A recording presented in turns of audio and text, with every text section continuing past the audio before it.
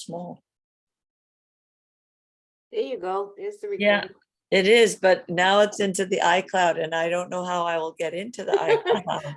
Yeah, that's a good question. But I think it's a better thing to have it in the iCloud because I think I can share it more easily than if Yeah. it were on my computer. Right, So yeah. Yeah, you're right. I have iCloud too, but I have no idea how to get into it. I actually, for the first time, bought some I don't space even know on what it. iCloud is. Yeah, exactly.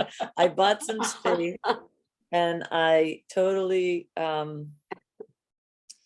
was made to buy space because everything was being shut down. My emails, Yeah. everything, nobody could reach me. I was in the midst of Oh. traveling. I had to, airplane tickets, the school that I was taking a course at, everybody was trying to contact me and I couldn't get my emails. So Oh I my finally had gosh. to break down and pay the damn fee. Right. Person with In the end, they do win, don't They did. Yes. It's apparently been they're gonna many be years. on. Oh, good. Want to Yes. use their services, we do end up having to. Yeah. Here's our house that got auctioned. Oh there's my the truck they took away. goodness. So here's the house that got auctioned and the truck that they took away. And Oh, here is Robert's Robert. obsession. when did they take the truck away? When That- is- The same day they did the house. they seized the house. They came out to the camp where I was to get the car, but I had the gate locked because I was out there by myself, and they called my main office and asked my boss if that was the way it was supposed to be. She says that she always locked the gate when she was out there, so they didn't get the car. And we kept the Oh car my- across the road. Oh So my, we were out- this we was were out- after he passed? No, this was what This year? was 80, Oh, okay, 80, somewhere between 80 and 85. I can't remember. because of his actions. Yeah, Yeah, okay. No, This is when because they of the tried- war they- tax resistance. Yeah. For tax resistance. Refusal Yeah. to when pay they war. tried to make an example out of him and it backfired. People got fired over that one. Good. Good. Okay, wait, I didn't show you the snowman. Oh, look. That was Robert's obsession, says Linda. I should have found the other one because there was one year we didn't get much snow up there. And he went out and we had a little table, little round picnic table. And he made Uh-huh. about a 1 foot high snowman out of what he could get.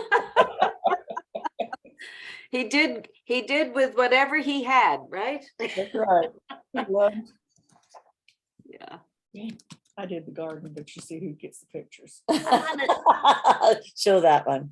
You see, Robert always had a knack of, according to our pictures, I never did anything around the house. Yeah. I did the garden, but I took the pictures too. So when Robert went out to pick some stuff in the garden, I got his pictures. So it looks like Oh, he's the yes, gardener. you did. Same That's thing. We got a great. picture when we were painting the house and he came in and was stirring the pot and I took a picture of him stirring and that's all he did. We painted 2 rooms.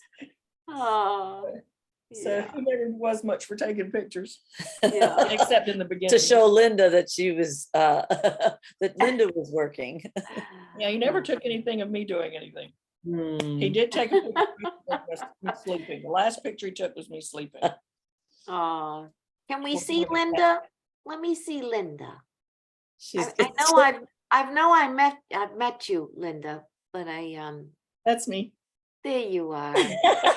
She's not one for the movies. If She, you, I look, if you look at any of the publicity and everything of everything Robert did, there was only one time they caught my sleeve.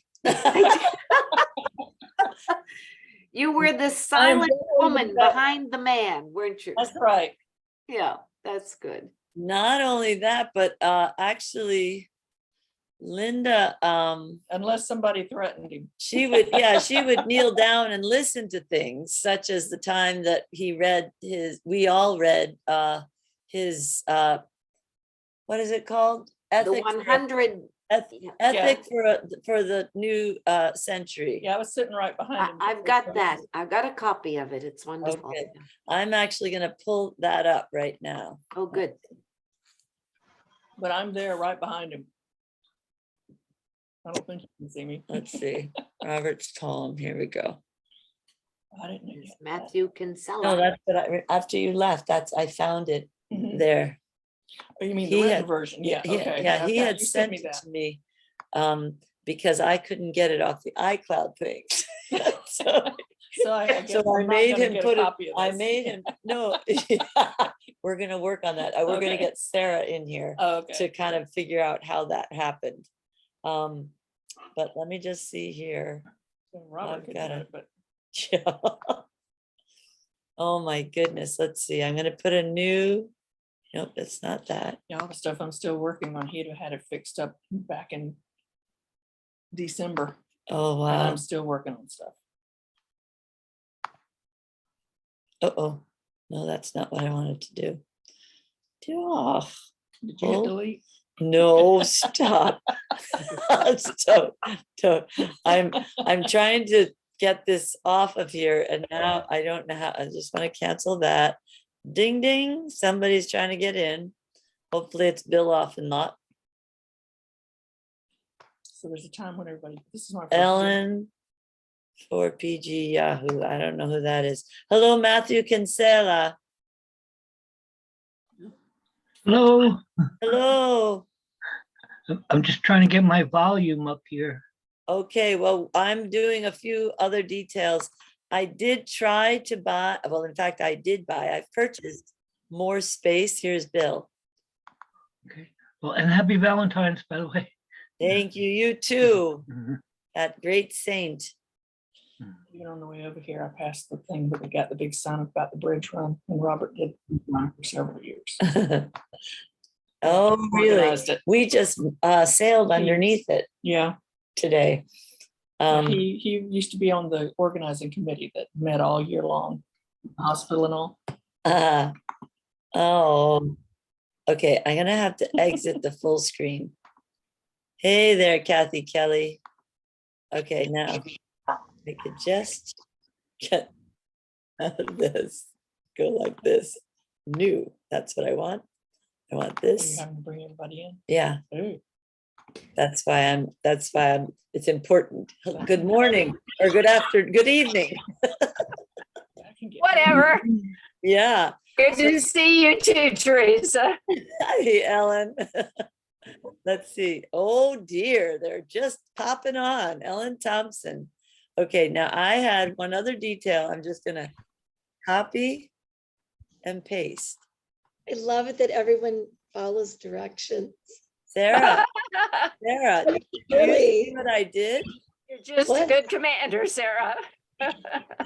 She's an older sister is what she is. She can't help herself. She's wonderful. Oh, yeah. Teresa and I are twin sisters. From another mother.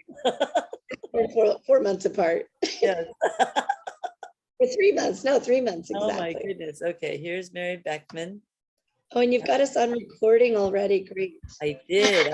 I'm except for it's in the cloud, Sarah. You need to put Yeah. Eric, Libby, and Eric. Yeah, Libby and Eric. yeah. Finally, sitting in a tree. KISSING. And Ellen. This is exciting. Nick. Glad to see Hello, you. everybody. Ken Jones. Hey, Libby and Eric, I just saw you there. yeah. I put Linda's name up, but she wants to remain, there she is. Your hand. Hey, let me see your hand, Ellen Linda. Grady, there's my sister. Hello, it. Ellen Grady. How many Thank- Ellens can we get on one That's Zoom? a good question. Sam Yeah. is here. Maybe he'll stick his head in for a second. Say hi. Who, Sam? Oh, good. He has an all-important basketball game to watch. Though he loves us and Robert too. So here for a minute. Hey, Oh, Some other people, you know. Mary oh my Beckman. goodness. Linda's on there with. Sam. Okay, admit, who's that? Who's coming in? All right. Hello, Sam. Ruth. hey, Oh my Teresa. goodness, this is gonna be a lot. So I just Hey, want Sam. you to know, Sarah, I did actually I bought more space for 500 people. Oh. Whoa. So will somebody keep track of the numbers? Uh-huh. Okay. And Okay. will somebody help me get this off of the iCloud once we're done? Because it's being recorded on the iCloud. Because I figured it would be easier to share that way, though I don't know how that works. I Hello, can help, Ruth. I can help you with that, Teresa, if you, Thank I'll put my thank- phone number and email in the chat. and Thank can- you, Ellen, very much. There's a Um, chat. Yeah, there's a chat as well. Oh, That's what I'm looking for is the, oh, I see. Now I can see it. Okay. Here's the chat. When we get closer to 7 o'clock, I'll put our reading into the chat so that everyone can see it. Okay, And then we can all kind of read along together. Sharon. And there's two parts Hmm. where everyone chimes in. Sharon, Hi. hi there. Yes. Teresa, if you'll make me a co-chair, I can record it onto my computer as well. Okay, now that is, I tried to do that with Bill off and lot the other day, and it somehow didn't work. Maybe you don't have the settings for it. But Let's see, let's give it a there, try. You go into participants and find me. allow participants to share screen, chat, rename themselves, unmute themselves, start video, whiteboards, no, remove participants, no, hide enable waiting room, No, go into participants, the okay, list, participants, thank you, that's, okay. and I'm then find Ellen invite. Thomas, and then make me Oh. a co-chair. Invite, so do I say copy invite link, invite, copy invitation? This is more, choose your email to service to send an invitation. This is really just to join the meeting. If It you, does- if you go up into the upper right-hand corner of the, of my picture and click on the three dots, Okay, let me just see here, then let me close this. You're up, okay, the three dots. yeah, and see if it says make co-host. It just says make host, it doesn't make co-host, but I'd be happy if you wanna, I can be the host. You've already got the recording going, and then I can Okay. record it also. okay, so very good, let me put make host. But then Ellen is going to have to be admitting people. That's correct, she understands, do you Okay. I understand that, understand. Ellen? Yeah. Mhm. Okay.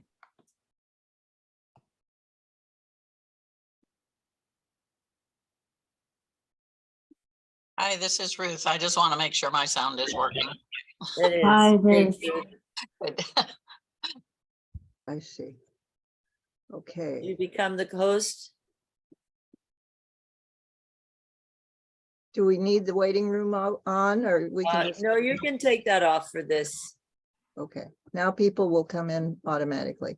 Great, thank you.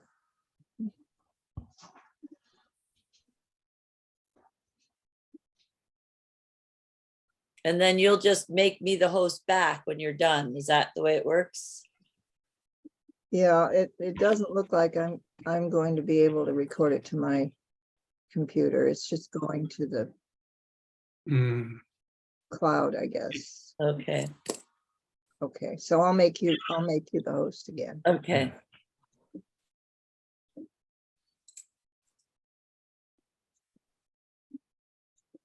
There you go. So we can work on this so you can get it the way you want it. Yeah, that would be helpful. Okay. Thank you.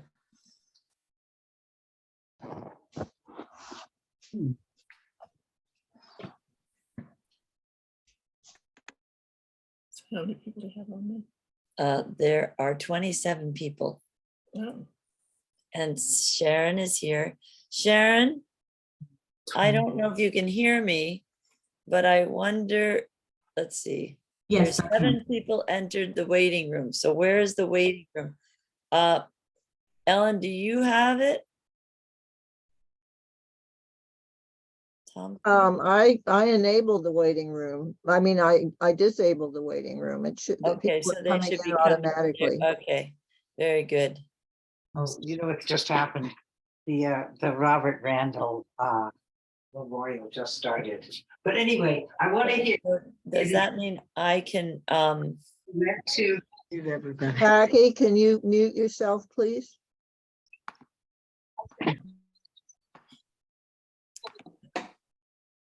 Um, Yeah, they were asking if they could do something on here tonight, if I give them permission. I don't know what it was they wanted to do. okay. Sarah, do you know what it was that Linda was asking to do permission? What you can text it to me if you want. There's a picture of Robert, or is that Ed? Where? Oh, that's Robert. That's the one I That's have here it. that somebody sent me a card. Okay. Yeah.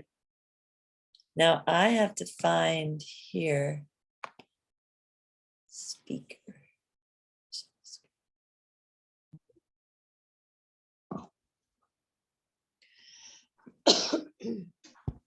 Teresa, I didn't hear what you asked me. There, Linda's asking what it is that you wanted permission from her for, but you could type Oh, it it's if you okay. don't want to.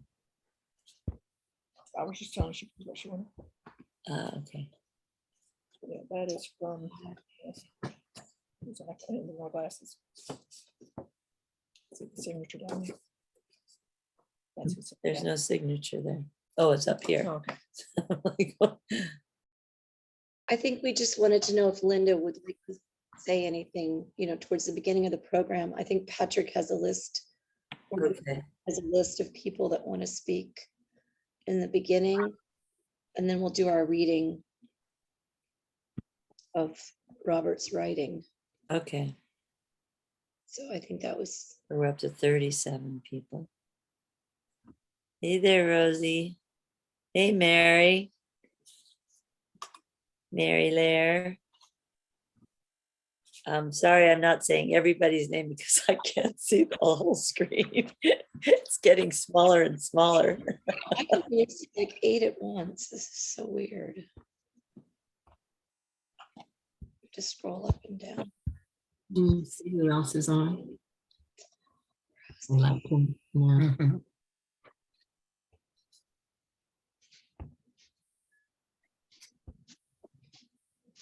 There's Pamela.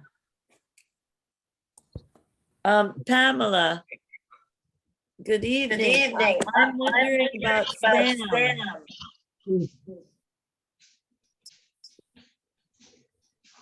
Did you bring Sam? No, I didn't. Do you have his number? Because I'll call him. Okay, hold on.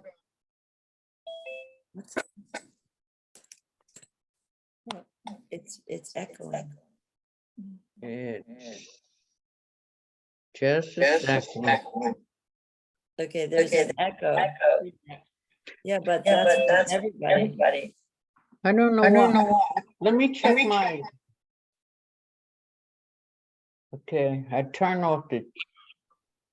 Okay, Sam, it's 912 912 267 267 9912. 12. And okay. And friends, if you would stay muted, that would keep the echoing. Yeah, I think what I might do is just try. I did know how to do this. We did, Bill and I went through this already. Oh, yeah. I could put this in.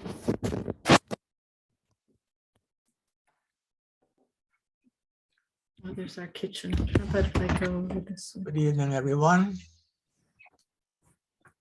Get the tea. Good evening. Good evening. Good evening, Julian Clark. Good evening, Teresa. Put up his little people here. Invite. No. Let's see. I'm going to. Hola, Teresa. Hola, ¿quién es? Luz. Yeah, okay. How are you? Hello. Hello. ¿Cómo están? Yeah. Bueno.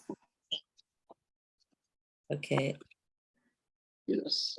Unmute themselves.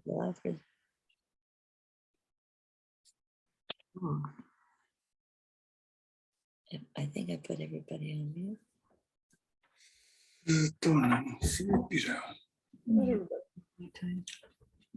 Create. No. I don't know if I stayed the whole time, just. Okay, how come I can't? find- Your toothpick, you finished? I don't know if it changed. Oh, here it is. Okay, guys, just so you know, because it is now 7:04, I think what I'm gonna do is mute all and then oh, I don't know. I guess maybe if everyone can mute themselves, then that way, Patrick, you and Bill, I think, are the ones that are gonna give us the format. Is that correct?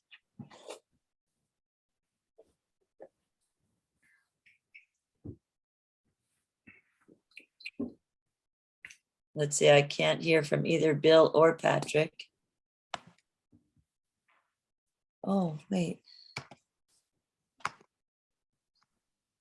I see.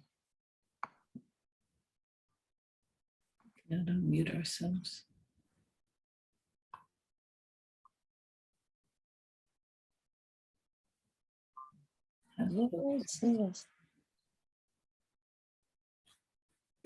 This is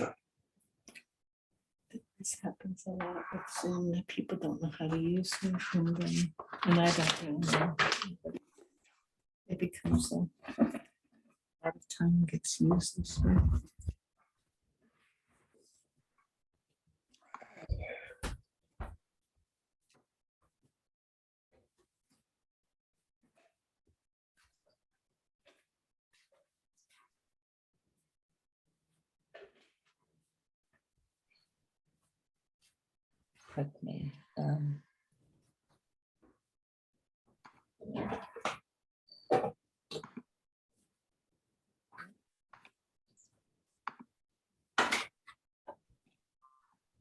Let's see, I'm looking for you, Ellen.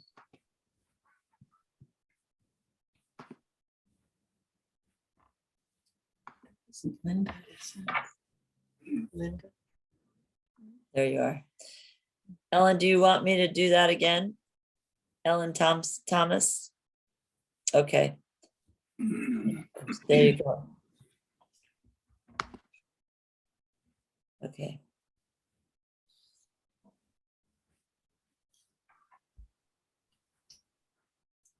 All right, everybody, you can unmute yourselves now. So please stay muted while you're, unless you're talking. Raise your hand if you want to talk. Would that work, Teresa? I think maybe, or yeah, I suppose that would be a good, there's usually a little reaction thing that you could put your, you could put a heart sign up if you want to talk. How's that? Or it says raise hand at the bottom of this Zoom meeting. If you want to speak, to raise your hand. There's a, under reactions, it says reactions, and you click on that and up comes a hands clapping, a thumb up, hearts, a laughing, and then at the very bottom, there's a bar that says raise hand, like this. Teresa, I think that Patrick and Bill are going to give us some instructions, right? Great. Okay. It looks like Ellen has her hand raised. Ellen Grady, that is, has her hand raised. I was just trying to give an example. Unmuted. I did not want to talk. I was just trying to give an example. Now you can lower your hand. I don't know how to do that. I thought Patrick was going to sort of introduce the night. But I see Mary there, but not Patrick. I'm here. Oh, there you are. So, I'm yeah. here. So do you want to introduce it, and say how this came about? Well, so many of us were saddened by the loss of our dear brother Robert that we really wanted to find some way to have a tribute to him that both honored him and Linda, but also gave us the time to really talk about our love for him and to share stories about our relationship and friendship with Robert over the years. over the decades, actually, for me. So we bounced some ideas around among the Beyond Trident folks down in Brunswick and with Linda. And Linda, of course, told us that Robert really loved Valentine's Day. So she thought that would be a great day to have this tribute. And that's how we came up with the date. And that's why we're all gathered here today. And some of us have some prepared remarks that they will deliver. And then others are going to be welcome to also give their remarks. And Teresa has given us an opportunity to have plenty of people be able to fit in here tonight with us. It is being recorded so we can share it with others, which we're happy about. And I just want to say that it's very uplifting to see so many great friends here tonight gathered to honor. Robert, we sometimes talk about the cloud of witnesses or the communion of saints, the folks that we have lost, whom we have loved. And it's a long list of people for many of us who have been working together for peace and for more than 40 years and some beyond that. And it's really hard to describe the contributions that Robert made to peace. But I want to say this about him, and I know people are going to agree with me about this. It was more than just being an activist. Robert truly embodied peacemaking and nonviolence in a way that was not common among us. A person who lived a life of deep commitment to this cause and did so in such a way that he was a living example for all of us. And it was an honor to be in his presence. It was an honor to know him. And I know everybody who did just agrees with that's how special he was. So thank you for all being here tonight. And my comments will be coming shortly, more comments about Robert.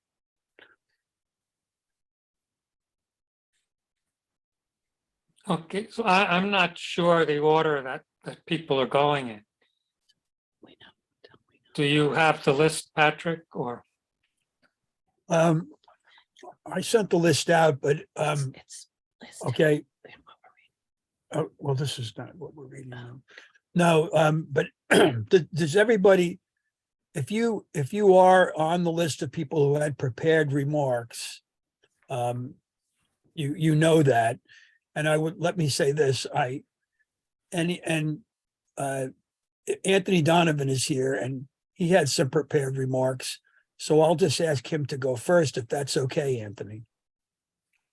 Actually, I don't have any prepared remarks. I think I sent out something to you all, but no, I'm just getting in from an action at the, which we spoke about, Robert. We're at the Nuclear Deterrence Summit here in DC.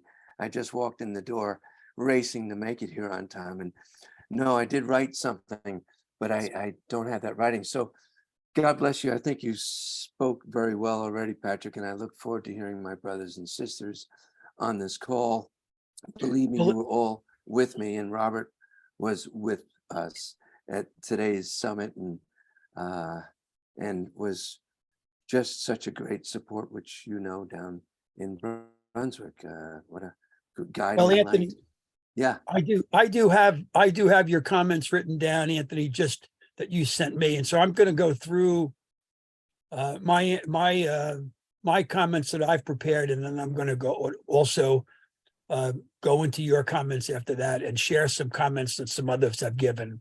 So while I go through these introductory comments, those who have prepared remarks and would like to speak next, just let Bill know by putting your name in the chat or raising your hand, and then you can go right after me. So I'm going to start with the fact that my wife, Mary, and I traveled down to Brunswick, what ultimately became a week before Robert died. So it was really a blessing that we went and got there as soon as we did. He had just entered into hospice and we went there. In the comments that I sent out from this visit with Robert and Linda, that it was always heart-wrenching to see a good friend so sick and in pain. Robert is weak, has lost a lot of weight, and is not eating very much. We stopped at the subdivision where Ahmed Arbery was jogging to his death on the last day of his life. I jogged up and down the street wearing my Black Lives Matter t-shirt, following the route Ahmad often took, remembering his wonderful life. In 2020, Robert led a large group of us on another walk and jog along the path Ahmad took the last day of his life. Robert is a person of deep faith, a peacemaker with an amazing sense of justice and uncompromising in his belief in the sanctity of life. Because of their refusal to pay war taxes, Robert and Linda had their home sold at auction by the IRS to collect unpaid war taxes. Eventually, friends helped them reacquire their house and get it back. On that Sunday that we were there, Linda recalled how Robert was circled by reporters at the time that their house was being repossessed. It took great courage to take that stand. Thank you, Linda and Robert. Jim and Shelley Douglas wrote, thank you so very much for describing your beautifully final hours with Robert and Linda. At the heart of your circle of love with Sarah, Sam, and Teresa. Your description of Robert, a person of deep faith, a peacemaker with an amazing sense of justice and uncompromising in his belief in the sanctity of life, is so profoundly true. And yes, Robert and Linda's stand in resisting war taxes to the point of having their home sold by the IRS is a living example of the courage we humans must turn to for the sake of all life on earth. Turn, turn, turn. Precisely what Robert and Linda have done for the sake of us all. Thank you, Linda and Robert, for embodying in your lives the nonviolent life and community of our future, if there is to be one. You are all amazing grace. Deepest gratitude, love, and God's peace to you all, friends. Pray for us, Robert, and give us your living courage, brother. Jim and Shelley. Anthony wrote about October 15th, 2020, a moment of solidarity. We run with Maud. Ahmed Arbery in Brunswick, Georgia. Dear sisters and brothers, I got to speak to Robert about 2.5 weeks ago, called to check in. So here's to many beautiful moments of the life of Robert and Linda. Robert drew the map of Ahmed's run that day on October 15th and drove to show us where his life ended. And him telling us that Ahmed would run by and they would wave. True neighborliness in the kind world he imagined and lived. There was nothing pre-planned, but rather a spontaneous moment of presence. I did quickly decide to grab a camera, but it was his gentle, devoted, determined, and clear presence, that's Robert, throughout our time in Brunswick, from start to finish, especially when things got a little crazy, he was calm. He was an uplifting presence as well. You felt safe with Robert, very safe, loved his smile. And him telling us that Ahmad would run by and they would wave. Naturally, the power of our run and prayer and solidarity with Ahmad came into being when he showed us the exact location of the horror, the loss of a good soul, which naturally allowed us to feel that solidarity acutely. Love and gratitude, Anthony. And I loved a quote from Kathy Boylan, who kind of put Robert and Linda's life in some historical context. Kathy wrote, God bless the prophets of nonviolence, Linda and Robert Randall. I met Robert first at the National War Tax Resistance Coordinating Committee meeting in Washington, D.C. And by the way, Kathy is a Catholic worker at Dorothy Day Catholic Worker House in Washington, or I think most people on this call know that. What a kind, courageous person he was.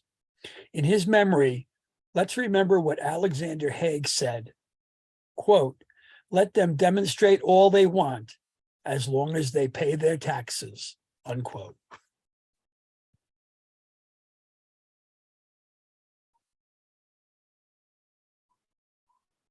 So do we have some people, Bill, that want to speak next? Well, just have one, Ruth Ben will speak next. Right, and after She's a Ruth- long tax resistor and was the coordinator of the National War Tax Resistance from 2003 to 2018, and now works a lot with New York City WRL. So she has some prepared remarks. So Ruth, go ahead. Okay.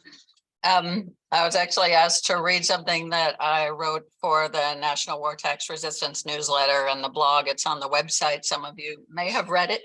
And I may not read every word, but I will. It gives some background to Robert in Newtrick, the short version of National War Tax Resistance Coordinating Committee.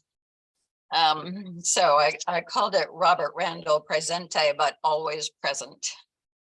Reading my way through the New York Times one morning in May 2020, a photo caught my eye. It was a shot of a crowd from behind, but the one visible sign read, "It is not okay to kill people." The accompanying article was about the killing of Ahmaud Arbery in Brunswick, Georgia, and it immediately came to mind, who else would be holding that sign but Robert Randall? So I emailed him to confirm that, and he chastised me by saying, "I hope there are a lot of people who would be holding that sign." Robert's a huge loss to the War Tax Resistance Network and the ongoing struggle for peace and justice everywhere. As one of his friends who I saw quoted online, Sarah Vaughn, said, if he saw an injustice, he fought it with all he had to make it right. But Robert was special to Newtrick, and I could say New Track because there's always a disagreement on how you say it. Now, Robert may have been one who said New Track, but I say Newtrick. And we hold him close to our hearts and send our love and thoughts to his wife, Linda, who stood with him at that Arbery protest when their house was seized for non-payment of taxes in 1984, and through times when he lost jobs because of his resistance, through decades of life's ups and downs. Robert became a Christian pacifist in the late 1960s while still in high school and in the face of the Vietnam War. He said, in those days, a young person approaching the age of 18 simply had to think about whether or not to kill. It seems there was no question in his mind that paying for war was as impossible for him as being a soldier. He was a war tax converter. That's the wording that he liked to use all his adult life, and got active with the Atlanta Tax Conversion Fund for Peace and Human Needs. They hosted a Newtrick meeting way back in December 1983, and that began his long association with the organization. In December 1984, the Newtrick newsletter wrote about his house seizure, but also quoted him as saying, Robert felt very enthusiastic about the support he received through that experience. And being supported and being supportive was what drew Robert to Newtrick, which is why we honored him at the 30th anniversary conference in 2013. Robert held the record for attendance at Newtrick meetings. I've lost count of what it was now, but he came to so many of the meetings and gatherings around the country. Sometimes he was on a committee and had his travel paid, but mostly he used his own resources because he appreciated being in a group where, as he said in response to the award, everyone has shown what it means to live according to your conscience. Robert came to see friends, but he was also the one most welcoming to all newcomers. And he had also started the War Tax Resistance listserv back in 1999 and hosted it for a couple of decades. And that listserv is still active today and a place for conversation and support among war tax resistors, refusers, and converters. Many of you met Robert through his support for the Kings Bay Plowshares, although he had long been active around that naval base. When I first met him, I think, it was in 1988 when he helped to host a Newtrick meeting with John X and Martina Linehan at their Metanoia house in St. Mary's, Georgia. And for those of us who attended that meeting, he took us over to the gates of Kings Bay, a focus of the anti-nuclear protests for Metanoia House. In May 1989, Robert helped host again at the Marywood Conference Center outside of Jacksonville, and that included war tax resistance events in Jacksonville, St. Mary's, and Brunswick. But most of us who have attended Newtrick meetings probably think of Robert as something of a host for every meeting, no matter where it was. He was always the best prepared for the business meetings. The picture I always have of Robert is sitting there at a meeting with his pile of papers, taking notes, and he kept great notes for Newtrick and always shared them with all of the coordinators so that we would have the best minutes from our meetings. He carried decades of institutional memory in Newtrick and was always fun to be around. He was enthusiastic for post-meeting outings, protests, or local tours. Whatever was going on, Robert was ready, and it was contagious. People wanted to go with him, whatever was going on.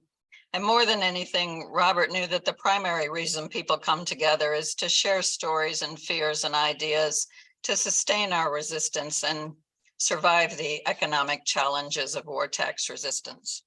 So, and although I'm not a religious person, it would be unfair to end this without emphasizing Robert's deep religious faith, even though it was possible to spend a good deal of time with him and not realize how central it was to his life choices. This is a short quote from a 2006 tax letter that he sent to the IRS, and that's also posted on the National War Tax Resistance website. But he said in that letter, once again this year, I am unable to pay any federal income tax, which you might deem due, in quotes, from me. As I have stated to you in years past, I am a Christian. The Holy Spirit will not let me sin in this way. I am completely and utterly constrained by God from voluntarily paying for war. So thank you, Robert. And thank you also to everyone who's come and to everyone who organized this. Okay, and thank you, Ruth. Now, I haven't seen anyone else sign up who wants to give remarks, but Patrick, I wanted to add a few more things. So he could go now, and if you wanted to say something, put it in the chat, and then we'll have to go on to the reading his ethic for the 21st century and figure out exactly how we're going to manage that. So Patrick, so way to you. All right. And I hope some of the folks who are on this this Zoom will please chime in and tell some stories. A couple of thoughts that really followed up on what Ruth said about the depth of Robert's faith. One of the pictures that's been floating around the last couple of months is a picture of Robert with a sign that says, "War is a sin. Don't pay for it." And Robert obviously did bring to the table deep faith. And so one of the things I wanted to mention is that among a lot of Christians, there's a belief in, of course, in an afterlife, but also in an afterlife that is active with us. Catholics would call it the cloud of witnesses or the communion of saints. And it's really important for us who are Christians and and really have that as a fundamental underpinning of our nonviolence and our work for peace, which Robert did, is to note that Robert is still very much with us. He's among us in a very, very real way for us who have that depth of belief. And it's really not that uncommon for people to still maintain relationships with those who they've loved who have died and to really commune with them. And so Robert, we would call him our saint intercessor or our advocate. And that would mean that if there were times in which we were going to reach out to someone to pray for us, we would go right to Robert. We would say, Robert Randall, pray for us. Not just Robert Randall Presente, or not just Robert Randall rest in peace, but an active verb. Pray for us. Robert Randall, pray for us. So Robert is our saint intercessor. And I encourage people who are people of faith, and I think of Nancy O'Byrne, who's on this call, who just lost her wonderful husband, David, who was also our saint intercessor. But those of us who experience death are comforted by the fact that those we love, and I'm not going to go into any more details about it because I know people on this call who have lost loved ones recently. But the point is that that's a great belief for us, is that Robert remains very much active in our lives as our saint intercessor. And I want to note too, which Teresa reminded me of today, that Robert, along with a lot of folks from Brunswick, Atlanta, and areas in Georgia, have all co-founded the Beyond Trident movement that sprung up after the Kings Bay Plowshares action on the 50th anniversary of Martin Luther King's death on April 4th, 2018. And the Beyond Trident movement, this organization and this work, which spreads across Georgia and far beyond, we've had as many, I think, almost more than 7,000 people on the Kings Bay Plowshares Support Committee email list since this action happened. But the Beyond Trident movement is an effort to keep the resistance and the opposition to Trident alive in Southeast Georgia and beyond, to bring the message that when you see the Trident submarine float by in Kings Bay, you are seeing the end of the world. You are seeing a diabolical creation, a horrific creation of humanity that was paid for by taxpayers who silently supported it. But see, it's the end of the world. And Trident, the reason that we could go on to Kings Bay and hammer on the stuff we hammered on is because Trident has no right to exist. It has no standing. Trident is a diabolical instrument of death that is not proper to life. That's why it was correct to disarm it and to begin that process by smashing idols. So I ask everybody to please maintain your support for the efforts of Glenn and Teresa and Sarah and Sam and Linda and so many others, and Bob Cushing, who I see on this call too, a great prophet of nonviolence in Georgia as well. And I'm sorry, I don't want to leave anybody out. Pax Christi, Georgia, and Pax Christi, Florida have been invaluable in this resistance too. And so many wonderful people who we just lost, Marion, Martina, and John Lenihan, and so on. But this resistance to Trident is being kept up and maintained while the 7 of us are on probation and not allowed to go down to Georgia without risking arrest to join in those protests. There are people doing that. So there is a link that's going to be posted in the chat for those who would like to make donations to that Beyond Trident campaign.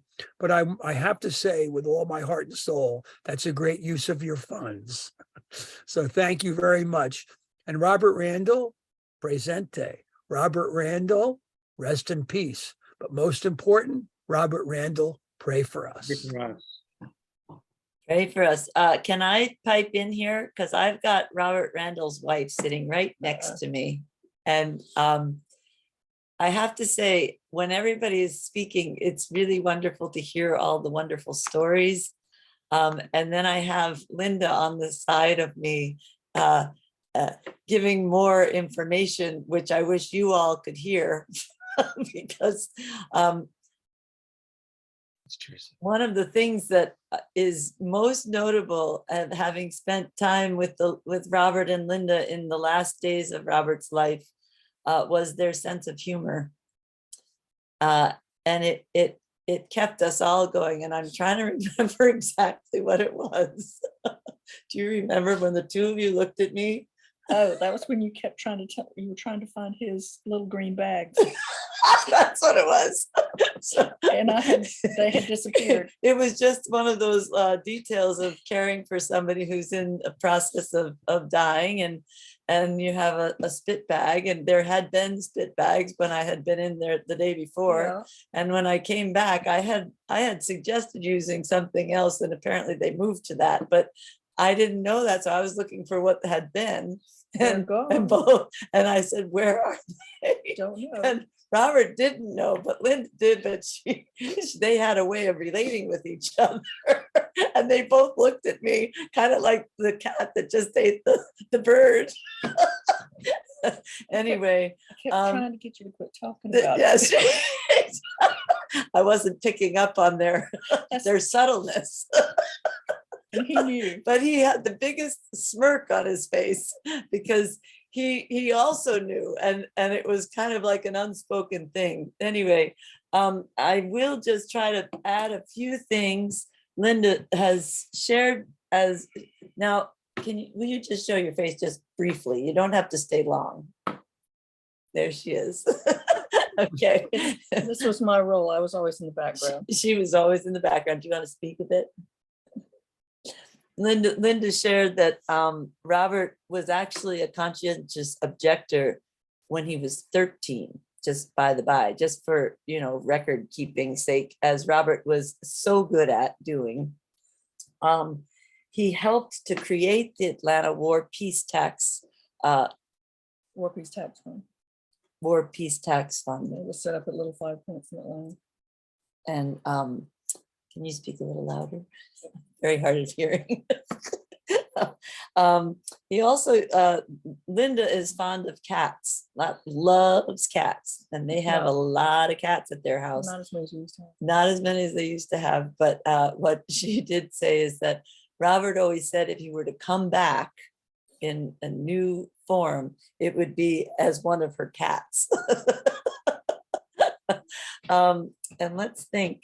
They used to hang out at the Linehan's house down in St. Mary's. When it was being built, we were down there and we stayed in the camper. And Utsumi was always sitting right outside of the camper in the morning, beating on his drum. Ah. Yeah. They were still building the house when we went down there and helping with that. So I guess I'll just say a real brief. That Robert was a co-founder of the Beyond Trident group. Sarah Cool, who's on this, from Atlanta and is down in Brunswick quite frequently, and myself and Robert were kind of the core group here in Brunswick. And I have to say, I really, really miss him because he was a wonderful, wonderful note taker. And that, I cannot tell you how important that is, not to mention he was the one who sent out the press releases and all of these things. And right now we're hosting the Golden Rule sailboat that the Veterans for Peace are putting on.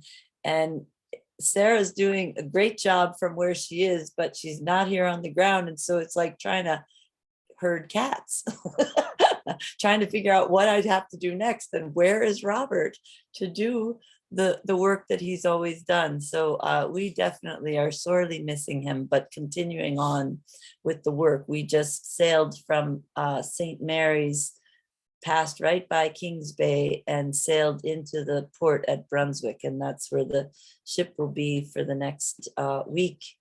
And the camper is right outside the house here, and the boat stays at the dock. But here is, okay, Linda is now helping me show you. This is one of Robert's very first demonstrations, and it was working on the McGovern-Shriver campaign In Athens while he was at the university. in Athens while he was at the university, in case you didn't hear that. I'll try to repeat it. Okay, next picture. Oh. And by the way, I'm holding up the picture where Robert is holding a picture which says it is not okay to kill people. And it's outside of the courthouse in Brunswick where the folks that murdered Ahmaud Arbery. Oh, Lord, check it out.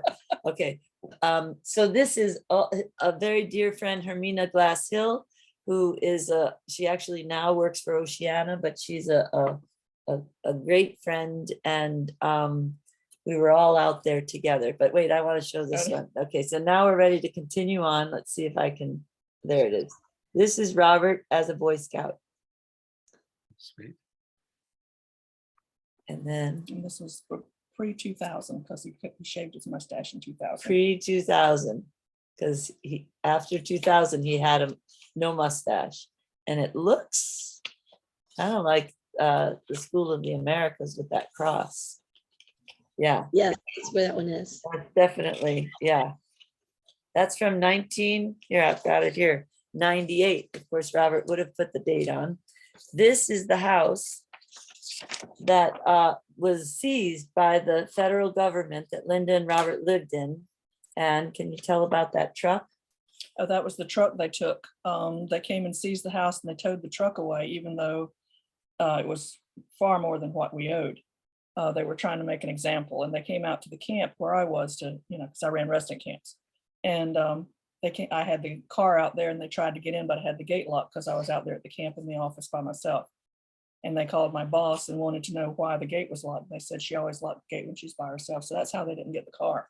We'd have been left without any vehicles. No. They'd have gotten what they wanted. Oh, And this is him in Atlanta at one of his. okay. Is that during the during a trial or just during No, a function? he was doing that all the time. Okay. Now, did you all go to court for the house? Oh, yeah. Okay. Yes, and one of his things that he hated about that was the three judges we were sitting up there talking when he did all that. Uh-huh. He came up with a mariner's law about taxes not having to pay if you have religious feelings about killing and that Uh-huh. sort of thing. And he brought out a real law that was written, and the judge congratulated him on his ingenuity, and he said thank you. And later he says, I shouldn't have said thank you. I should have said that's the law. The judge said that. The judge Yeah. said that he Acknowledged that. right, and he. Right. You don't want that. Oh, really?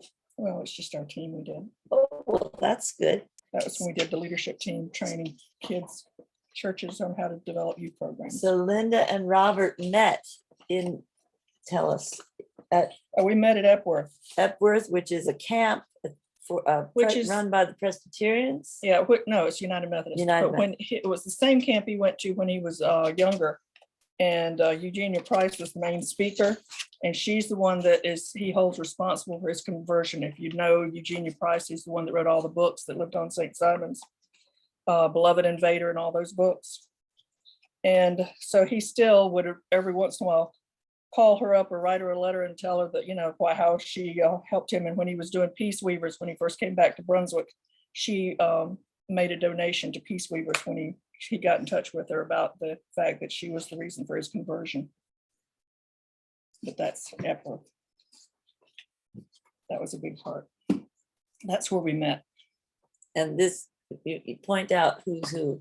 Where's Um, Robert? I'm right here and Robert is over here. Uh-huh. But that was our team. That was our team that we worked at Epworth running the camps. Uh-huh. And is that it? That was the year we met. Are those all the photos? No, not all of them, but that's all relevant. Oh, wait, we didn't show this. These we only showed to the first couple of people that were on. Right. So this one, I can tell you, Linda was always the gardener and the farmer in the house, but she was also always the only photographer in the house. So anytime you see Robert doing something, which was not often, it's because she was the photographer. He was off at a meeting. He was usually off at a meeting. That's what Robert's favorite recreation. Oh, here's Robert's favorite recreation, which was building snowmen. And this is a that's- nice one. Oh, yeah, that's just an This early is picture them, of this us. is them when they were young. Robert and Linda. Well, not as young as in the other pictures, yeah. And that was our hike across South Georgia. We're in the middle because he did the south hike and I did the, we started off in Columbus and walked all the way across to St. Simon's. Okay. And Those were our two okay. teams. Let's see, I don't know if you all can see those very well, but Yeah, probably not. Robert and Linda are kind of in the middle row. But somebody in had the middle. requested pictures, so I brought Yeah, some. she brought them.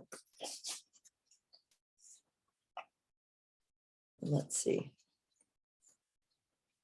That's good. Are you sure? There What? might be more pictures in there. Oh, there are, but I don't think they want to see them. That's his brother that. he That lost. passed. Yeah, This is Robert and his brother, who we were on he's the one that died while we were on a Zoom call. He was on a he meeting. was the one that just Yeah. all of a sudden died right after we found out that Robert was sick. And so everybody Yes. was worried about Robert and then David just dropped. Yeah, in fact, we were on a Beyond Trident Zoom call, our weekly meetings, when this happened, when his brother passed. And Robert just kind of took it in stride. It was pretty, Robert, I would- mean- Robert always said you don't show emotion. yes, it was, And he didn't. I was impressed with that. Well, there was some emotions he would show. That's him and his siblings at Christmas. Here we are. He had a life, Let's see. He had a life. but they came down back in January. There, and that's just better. got together and, on the island, which is what they do. That's Pass these two. So, just having done that, I just wanted to, it's just kind of precious, but I also would love to see if anybody else has hands raised. I can't. Yeah, well, I think Mary Beckman and then Bob Cushing.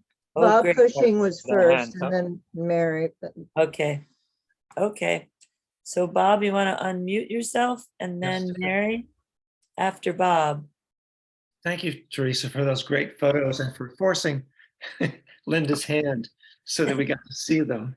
I really want to thank you both for Beyond Trident and such a significant core to the efforts of Beyond Trident. And I wanted to thank Patrick for the Communion of Saints and for many beautiful insights that he shared. I just had one or two little memories.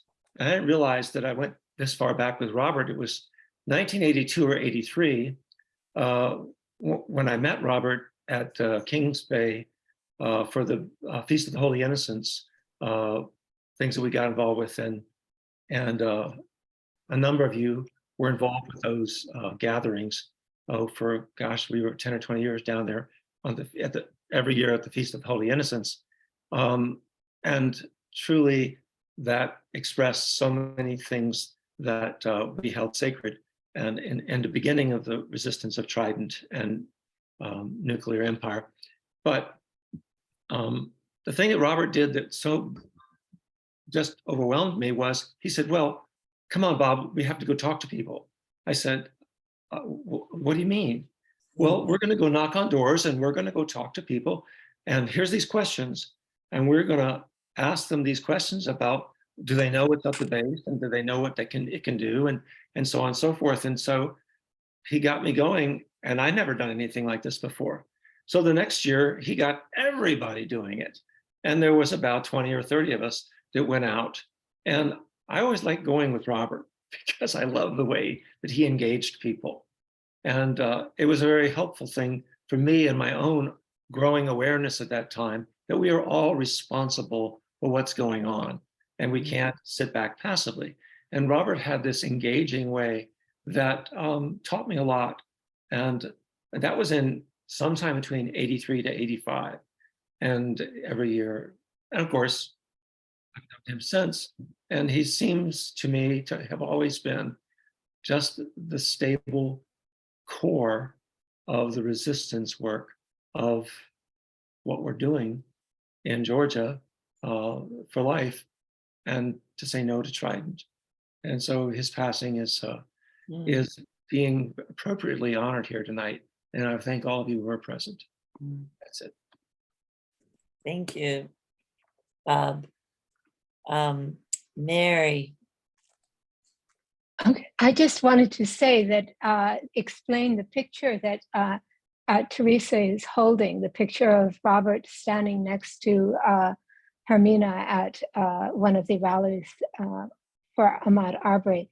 That picture, Teresa and Sarah had blown up that way so that we could take Robert with us on the 22nd of January when we stood in vigil at Kings Bay on the second anniversary of the Treaty on the Prohibition of Nuclear Weapons.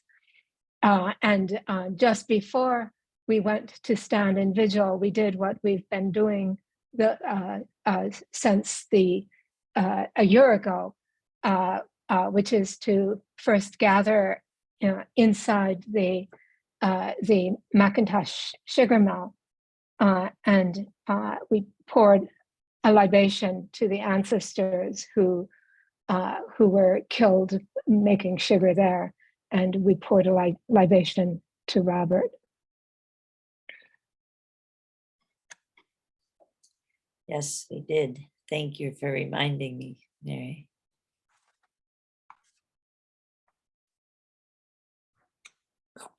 Okay, so I don't think anyone else wants to speak now, so we should move on to the reading. If I'm I not sure can, how- sorry. Actually, Bill, I see Rachel Thompson, who is the head of the Glen Environmental Coalition down here in Brunswick, would like to speak. Robert was on the Okay, founding member and on the board there right up until his diagnosis. So Rachel, go ahead. Okay, thank you. And I'm on my phone and it's a little hard to find the reactions. So That's I'm fine. sure I could figure it out, but I just figured when the time presented itself, I'd just unmute myself. And I'm sorry, I'm out. I'm home.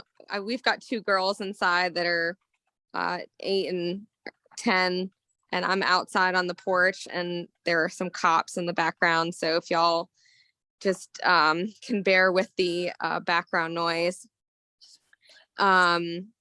So I don't have prepared, I don't have a prepared statement, but obviously there's a lot to say and a lot of thoughts about not only my relationship with Robert, which, you know, Teresa mentioned that I work for the Glen Environmental Coalition, which he was deeply involved with, but also got to spend a lot of time with him over the past few years, you know, just kind of during a lot of the social justice and the protests around the death and the murder of Ahmaud Arbery. So I guess, you know, I'll kind of just start off. You know, I first met Robert when I was first introduced to the Glen Environmental Coalition. I was working for an organization called the Satilla River Keeper at the time. And we, the Glen Environmental Coalition had hosted a field trip. And at the time I was the youngest person in the room. It might still hold true today, or at least one of the younger folks in the room today, next generation, if you will. But I eventually was actually invited to join the board of directors, which Robert was a board member at the time. And I was, you know, excited about being able to spend more time with not just him, but, you know, all of the board members. And then my first board meeting, I actually found out they were going to be hiring for a new project manager. It's a title at the time. So I applied for that job and then was hired on. And just a few little like kind of notable memories of, you know, our time together. He was always one of my, well, he was always one of my biggest critics, but I don't say that in a bad way. If there was ever a small detail, you know, whether we spelt something wrong or maybe the date was wrong or the time was wrong, there was something that didn't make sense on our website, I could always count on Robert to give me a call and say, hey, you know, you might want to update this, you might want to change this, or, you know, this was wrong. And funny enough, there was a few things that we sent out this year that had a few little errors, and I was just waiting for that phone call from him to say, hey, did you know you messed this up? And of course I didn't get those calls, but so that, you know, it's just an interesting little reflection. And then I would say one of the most notable things that I can remember, and I was thinking about it, and it was so funny that everyone was talking about him and his note taking. So one of the things that I remember about the first time that I met Robert was he would always come around with a stack of papers. And I just remember thinking, like, what's in there? Like, what is in that stack of papers? Like, I need to know all the information, like just what history, what details. And we now have all of those boxes. He handed over a few boxes of his records from the Glen Environmental Coalition. So we have those, so I can actually look through and find, you know, some of his notes. But there was actually a board meeting, and two of our other board members are here tonight as well, Sharon and Pamela, who were on the board with Robert for a long time, and they would remember this. We actually voted for him to be our secretary because of how good of a note taker he was. And he was the only one to vote against that.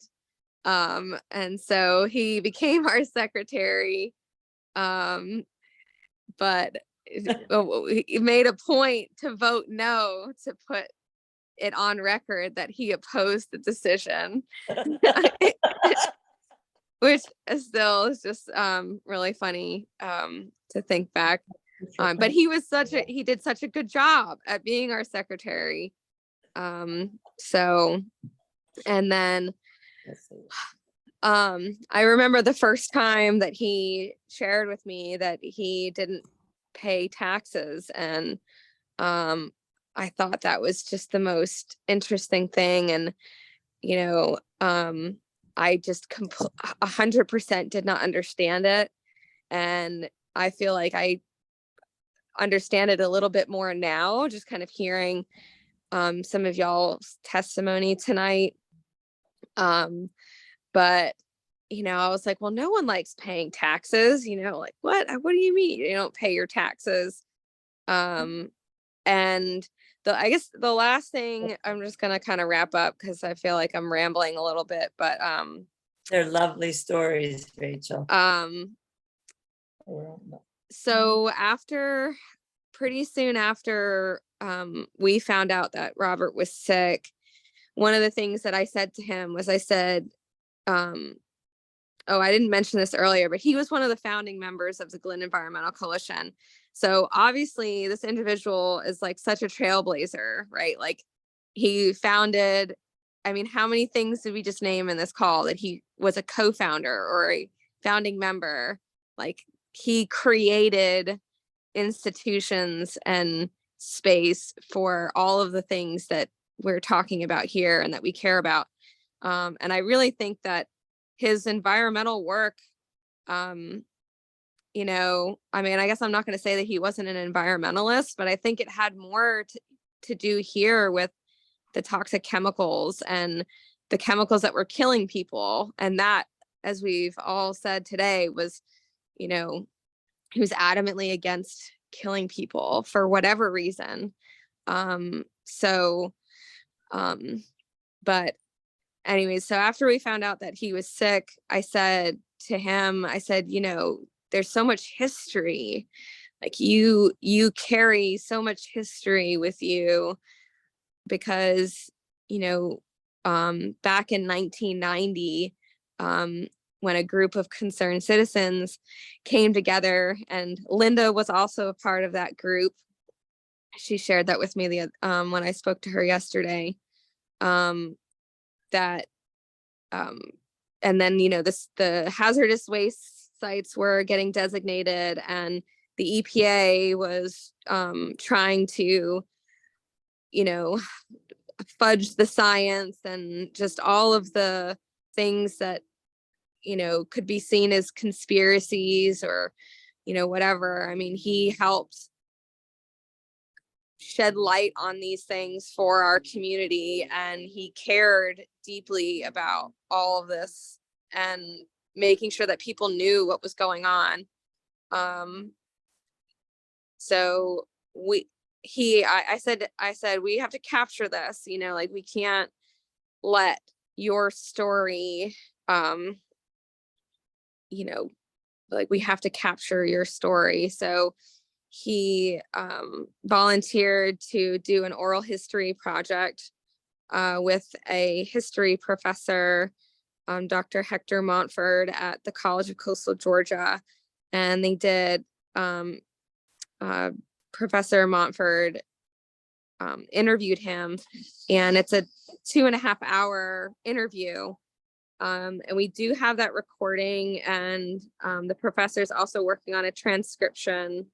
But as soon as I have the link, I will be sharing it with Sarah and them, because he talks a lot about his childhood and growing up and, you know, hiding under the desk and, you know, for nuclear drills, you know, bomb drills, and how that was you know, a lie. And he talks about how that impacted, you know, he believed it impacted his generation's ability to plan, because it was just a time where, you know, nobody could see a future.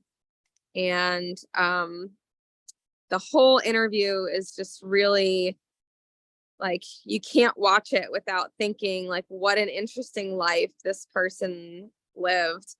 And everyone that I've talked to that knew Robert, and, you know, you know, either before his passing or in the past 2 months, has been, you know, just, I don't know, it's just, I don't even really know how to describe it. It's just, we're all just in awe of the life that he lived and his contributions, not only to Brunswick and Glenn County, but, you know, to peace and to society and to the world.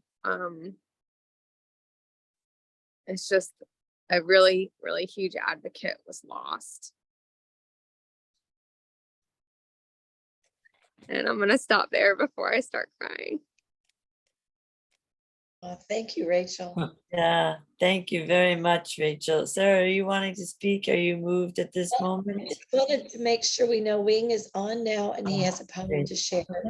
Unless there's Okay. other people with Sure, I raised would just like to make one little plug, and that is that, speaking of all of Robert's copious notes, the National War Tax Resistors, Robert has a ton of note taking from like I don't know, I think it's 80 is the first number I remember seeing just yesterday, because I was going through it thinking I need to get this in the mail and send it off to Lincoln, I think is his name, and I think he's on here, at least he was earlier.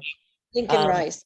Yeah, so anyway, it would be helpful to have a little bit of help with the funds for that, because it's everybody's kind of in a dry spot right now, and maybe everybody on the Zoom call is too. But if you're not, and if you happen to have a little extra to add, I've just put up my name and my PO box and my address that you can send checks to help with that. And also, back to him not wanting to I agree to something, Rachel, that you said that he would not allow you to, he wanted it to be in the notes that he disagreed with whatever it was that you all did. When Linda and Robert got married, he would not let. He wouldn't let the preacher, who was a friend of ours, declare that we were man and wife or pronounce us as man and wife. He could only affirm because we were making the pronouncements. He was very clear on that. Anyway, I think those are the two things that I wanted to add in after the files to be sent. That's the next piece. But here, Wing, I would love for you to share. All right. Hello, everyone. I'm sorry I was late.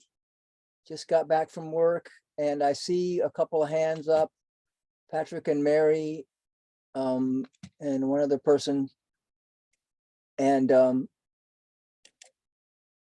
you hear me now? Yes. Okay. Yeah, I was just mentioning that I see a couple more hands. I don't know if what the time frame here is, but I met Robert when I moved to Atlanta in 1990 and plunged immediately into the organizing. It was the beginning of the From Trident to Life campaign, which is a coalition of groups of 12 or 14 different anti-nuclear groups, and Robert, who was not a group, but was a force all on his own. And since then, he has been, the best word I can think of is steadfast.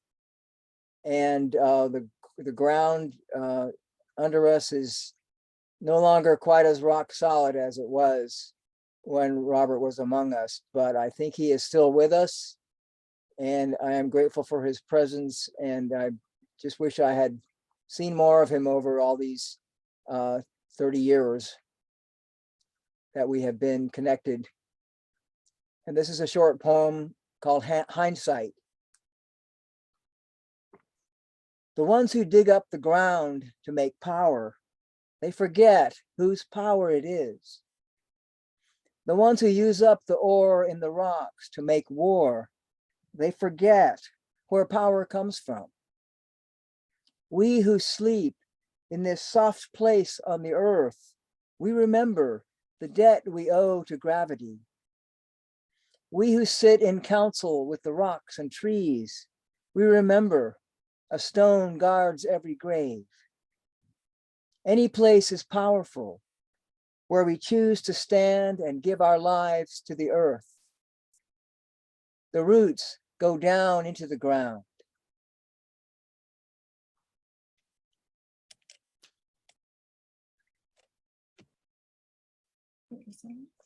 That's beautiful, Wing. Thank you.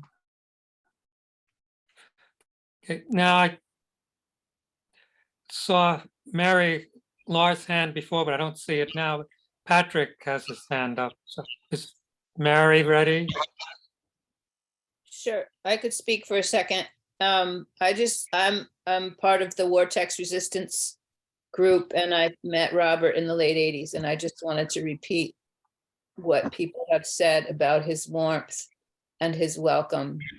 It was my first meeting, happened to be in Ithaca, but I didn't know anybody, and we went for a walk at our beautiful state park, and he just engaged me in conversation and took an interest in me.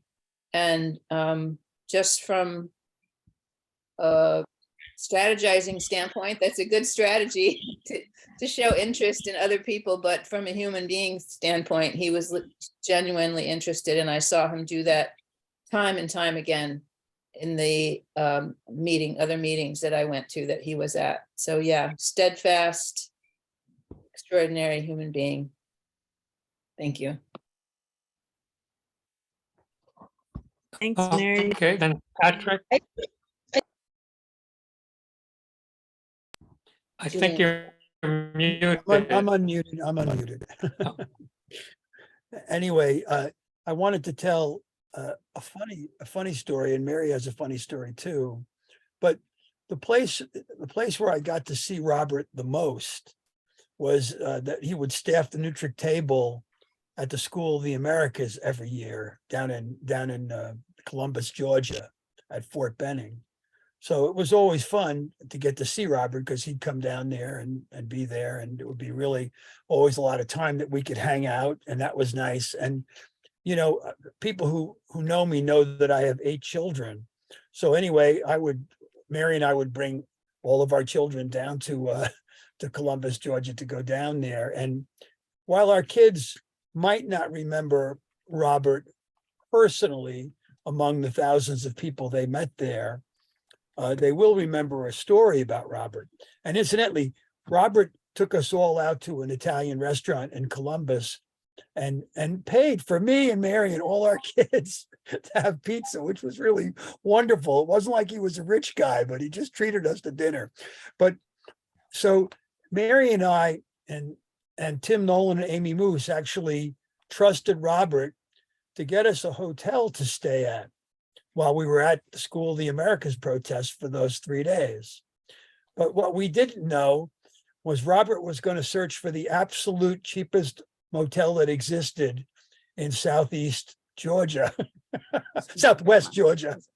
Well, no, it wasn't Southwest Georgia. He actually crossed the bridge over into Alabama, where he found a combination of the Bates Motel / no-tell motel. And my children remember, like, when you came into the parking lot, this place creeped you out immediately, okay?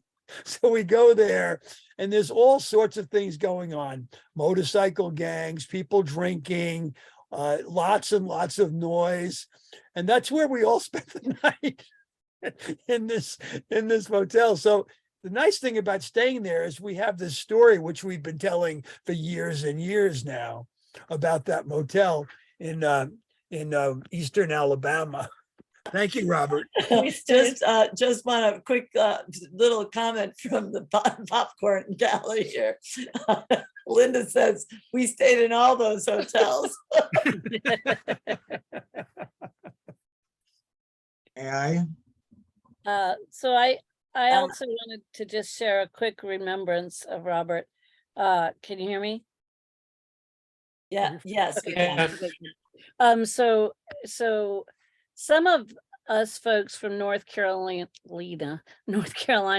used to travel up north to gather with the groups of folks up there who were doing similar work. And we used to go with the Atlantic Life community, of which many of you are members. Now, if you know the Atlantic Life community, you know that it is very on task, and we're doing this stuff, and we're going to pray, and we're going to work, and we're going to protest. So then at some point in the 80s, we decided that maybe we should go down to the Southern Life community. And we knew Robert already from things that had happened down south that we had been at. And Robert was there, and I was pleased to go to his war tax resistance workshop. But years later, we were talking to our friend Steve Deere, and he said, yeah, the Atlantic Life community and the Southern Life community, we'll just call it the Southern This Is the Life community. Because there wasn't that kind of hop to it there. It was the South, and we were moving slowly, and we appreciated that. But I do remember Robert in the woods at the Southern This Is the Life community. Yeah, and Mary left out an important detail. When we arrived at This Is the Life community in Georgia for that gathering, time started to pass. We arrived in the afternoon, and people were coming from all over in cars, driving everywhere. And we get to this gathering, and maybe there's 50 or 100 people there. I don't know how many, but everybody started to get hungry. You know, it was getting near dinner time. And we realized that nobody had planned for dinner. There was no, I don't know, maybe we found food or something, but we hadn't had no plan. Nobody signed up. It was just like, okay, you're on your own. We just started eating grass. I just want to note that Julian Clark would like to share a little bit if you're finished, Patrick. I'm done. Okay. And then Jim has his hand up also. Okay, great. Oh, good. Thank you. And then John Frank. So Julian, Jim, and John Frank. I just wanted to say that I met Robert on the 21st of April 1992, right here at my home in Brunswick on St. Simon's Island, as part of Peace Weavers. That's how I got to know Robert. And I guess that was the precursor to some other things that were going on. I left and then back to the islands in 1993. But when I came back, I got connected again with Robert and the rest of the group. And I look at Robert, I think of Robert as one who embodied what Jesus said. Blessed are the peacemakers. He just didn't say, he lived it. And I am grateful that I had the opportunity to meet him and to just the week before he died, spend some time with him and Linda. Yes, I don't think the world has never, the world has been a good place because of him. And our faith tells me that he's still with us. He's still with us. He is now in that cloud of witnesses saying, keep on doing what you're doing. You don't have to do it like I did it, but do it. Do it.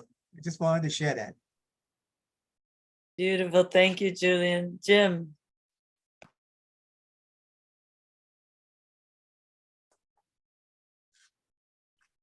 Jim, Yes, sorry, it took me a second to unmute. So in this first weekend in November of this past year, which is a few months before Robert's passing, he was with us at our Zoom Nutric meeting because since COVID, we've been having our semi-annual meetings via Zoom. And this May, we'll be having our first one in person in Indiana for, I guess it's been 3 years or close to it. But anyway, but during Sunday, we always have our business meeting. And there was some discussion about our budget. And there was we work on consensus, and there was some blocking going on. And so Robert took upon himself to talk to the individual who was doing the blocking. And we were, well, me included. So we were taking a break. So the Zoom was offline for, I don't know, half an hour, let's say. And when we came back on, things got ironed out and we were able to pass our budget. So, but during that break, I guess towards the end of, just before it was going to end, I called Robert on the phone in person and asked him how it was going and what the outcome was going to be. And he said everybody has a chance to be spoken and to be heard, and that it's just difficult sometimes in our group to reach consensus. But if you listen well enough and give the person the right feedback, consensus can be reached. And I thought it was just a beautiful way of Robert's way of communicating with people and listening intently. Thank you. Okay, thank you. And that, John Frank. I'm unmuted.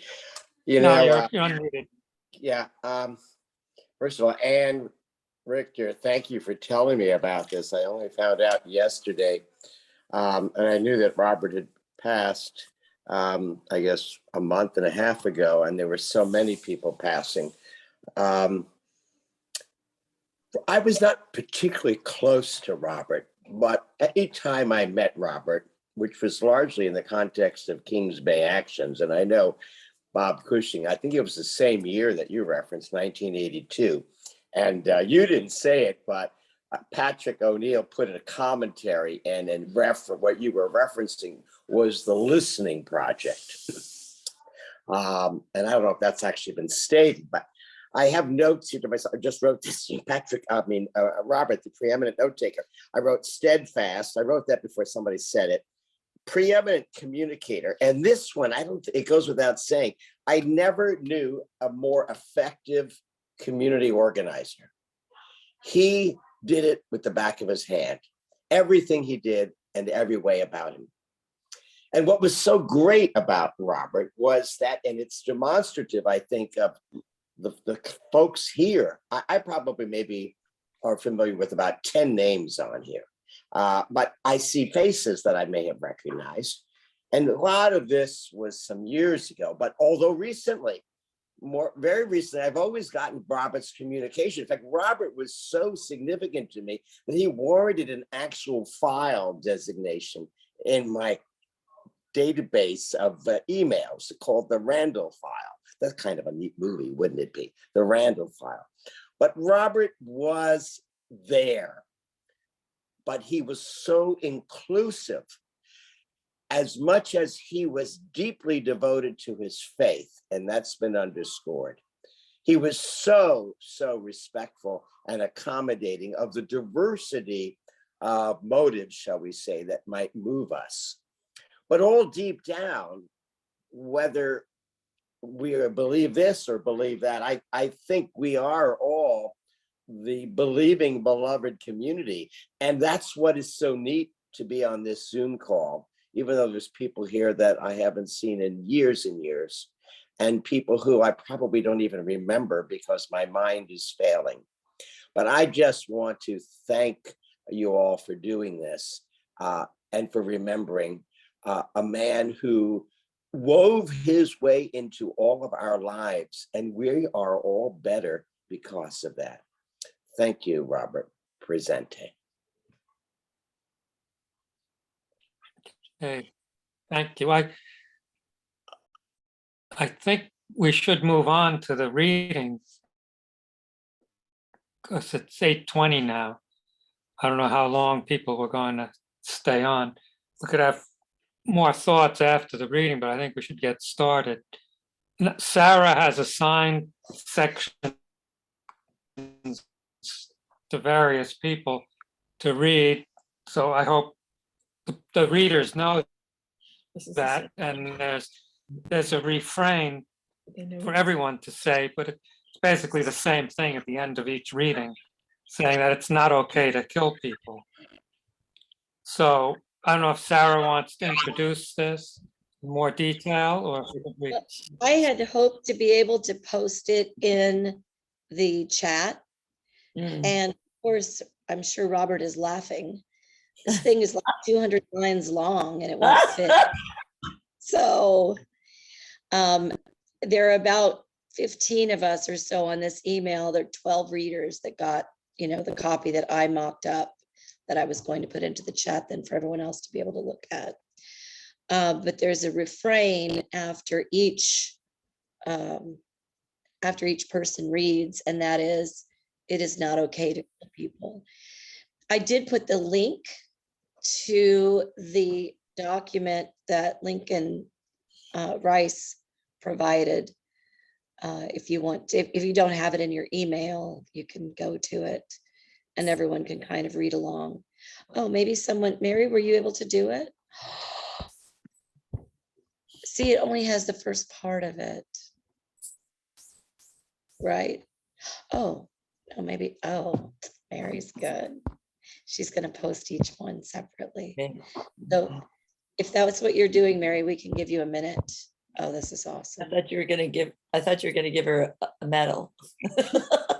I'm going to give her a thumbs up if I can find where the thumbs are. Just to preface this, Linda would like all to know that, the group, the Kings Bay Plowshares 7 community and support community, when we learned that Robert was diagnosed with the pancreatic cancer back in 2020, we decided to honor him while still alive by reading this. So what Linda just said and has shared with Sarah and myself So I was squatting behind him. was that, yeah, you want to say it out loud? Okay, so Linda was squatting behind Robert as the group read this long piece, and we all took turns reading pieces of it. Basically, when it was all finished, Robert turned to Linda and he said, This is my funeral. "This is my funeral." So he recognized that this was the way. He liked participating. Yeah, he liked participating in that, but also in the sharing of this document, which I have to say, I moved down here in January of 2019 to initially do the support work around Kings Bay Plowshare 7, and subsequently have gone on to help with the in collaboration with Sarah and Robert to found this Beyond Trident group, which our mission is to abolish nuclear weapons and power by focusing on the intersections between racism, excessive materialism, militarism, and ecocide. So that was what we penned in 2020 in January. And then COVID hit. Then we learned that Ahmaud Arbery was killed. And there were lots and lots of things that just kind of took us on our course. But additionally, Robert was diagnosed at that time in 2020. Yeah. So it was all kind of a snowball. But Robert stayed on a weekly call from 2020 right up until the last call he did not make for our meetings for Beyond Trident was November's call, because we kind of backed away to once a month calls in the last 6 months or so. And Robert didn't show up for the November call, so I called him right afterwards, and he had been sick. He was in the bathroom. Yeah. And so we spoke, and that's when I told He him was to give upset me he your missed it. phone number. And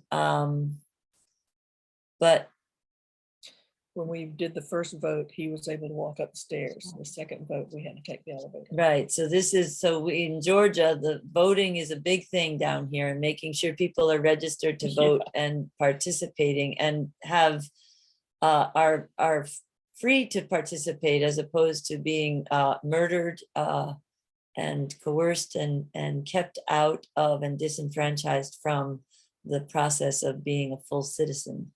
Down here is a really important detail. And for that reason, Robert made this last little oomph of what we were looking at with Beyond Trident, is to look and recognize what the community here saw as important. Though Robert and I both agreed that it wasn't always the first thing on our list, but we felt that because that's what the community needed and wanted, we were going to be in accord with that. And so Robert voted. He got the first vote. He was able to walk up the stairs, and he was real pleased with himself. The second one, he says we need to take the elevator. Yeah, and that was in December. And that was a week before we've had him in hospice. Yeah. So anyway, so here, did we get the?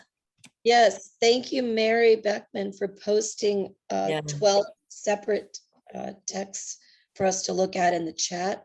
We can all read along, and you can see that after each one, or maybe from the beginning, there's one line for all of us to say. And then after each person reads, there's a line for us to all read together. So we can be on mute or not, however you want to do that. Yeah.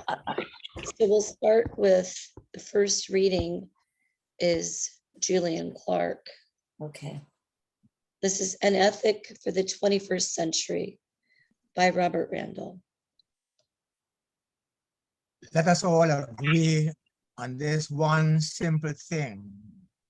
It is not okay to kill people. It is not okay to kill people because you don't like them. It is not okay to kill people because they don't like you. It is not okay to kill people because they are different from you.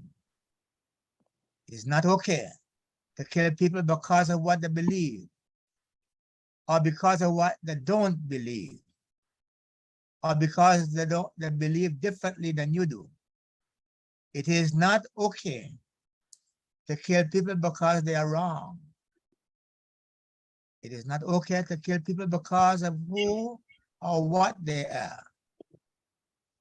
It is not okay to kill people because they are male. It is not okay to kill people because they are female, or because they are any other gender or genders or genderless. It is not okay to kill people because they're straight or gay or bi or trans. It is It is not not okay okay to to kill people. It is not okay to kill people before they are born. It is not okay to kill people after they are born. It is not okay to kill children or young people or middle-aged people or old people. It is not okay to kill people because they are disabled in any way. It is not okay to kill people because they are a different race. It is not okay to kill people because they are Aboriginal, or because they are white, or because they are black, or because they are yellow, or because they are brown, or because they are red, or because they are any other color or shade or race or ethnicity. It is not It is not okay to kill people. It is not okay to kill people because they were born in a different place than you. It is not okay to kill people because they are from a different country. It is not okay to kill people because they are Chinese or Russian or American or Iraqi or Ukrainian Time with all of us. or Afghani or Sudanese or Yemeni or from any of 190 other countries or without a country. It is It's not not okay to Okay kill to kill people. people. It is not okay to kill people because they are a different ethnicity from you. It is not okay to kill people because they are native people, or Kurds, or Chechens, or Hutu, or Karen, or Anglo, or Armenian, or any of thousands of ethnic groups or tribes or cultures. It is not Not okay to kill people. It is not okay to kill people because they have a different religion than you do. It is not okay to kill people because they are Hindu or because they are not Hindu. It is not okay to kill people because they are Muslim or because they are not Muslim. It is not okay to kill people because they are Christian or because they are not Christian. It is not okay to kill people because they are Jewish or Sunni or Shia or Catholic or Protestant or Buddhist, or any brand or subset of any of those things, or any of hundreds of other faiths and religions, or because they are not any particular one of those, or because they are none of those. It is not okay to kill people for any religious reason whatsoever. It is not okay to kill people. It is not okay to kill people, even if God tells you to kill people. That is never the voice of God. It is not okay to kill people if some religious leader tells you to do so. That is not the voice of God either. It is not okay to kill people if some political leader tells you to do so. That is not the voice of God either. It is not okay to kill people if your country tells you to do so. Your country is not God either. It is not okay to kill people even if you are ordered to do so. It is not okay to kill people even if you are in a uniform. It is not okay to kill people who are in a uniform, which is different from yours. It is not okay to kill people even if it's your job. Leave that job. It is not okay to kill people because they are targeted. It is not okay to kill people even if they are collateral damage. It is not okay to kill people because their politics are different from yours or their economics. It is not okay to kill people because they are liberal or conservative. It is not okay to kill people because they are capitalists or socialists or communists or libertarians or Georgists or federalists or one worlders or decentralists or anything else you may describe them as. It is not okay okay to kill to people. kill People. It is not okay to kill people because they are rich. It is not okay to kill people because they are poor. It is not okay to kill people by making them poor. It is not okay to kill people who are nationalists. It is not okay to kill people who renounce nationalism. It is not okay to kill people who are patriots, no matter to which country. It is not okay to kill people who are citizens only of the world. It is is not not okay okay It's not okay to kill people.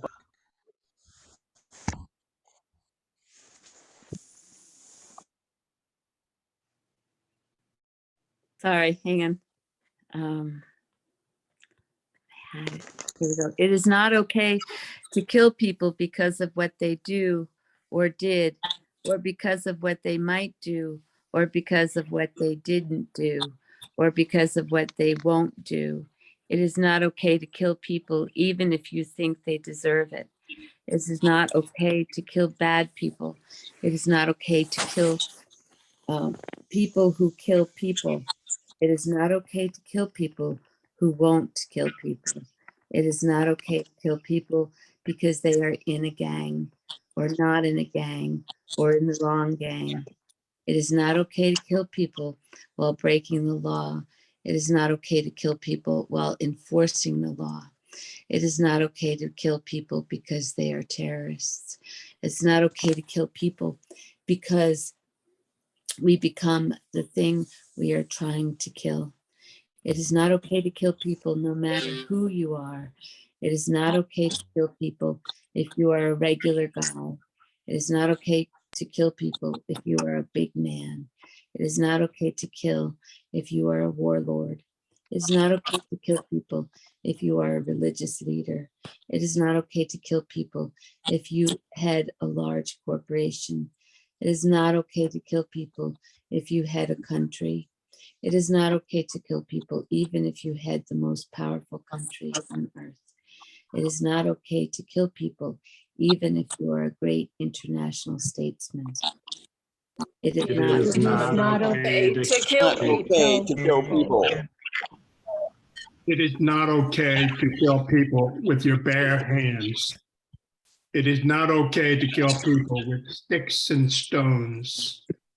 It is not okay to kill people with knives and swords. It is not okay to kill people with guns. It is not okay to kill people with poison. It is not okay to kill people with tanks. It is not okay to kill people with lethal injections. It is not okay to kill people with pathogens. It is not okay to kill people with airplanes and bombs. It is not okay to kill people with missiles. It is not okay to kill people with drones. It is not okay to kill people with nuclear weapons. It is not okay to kill people with anything, no matter how creative you may be. And it is not okay to build things to kill people. It is not okay to Not okay kill to kill people. It is not okay to kill people for fun. It is not okay to kill people for entertainment. It is not okay to kill people to stand your ground. It is not okay to kill people for revenge. It is not okay to kill people for justice. It is not okay to kill people for democracy. It is not okay to kill people because you are at war. It is not okay to kill people to keep the peace. It is not okay to kill people in a revolution.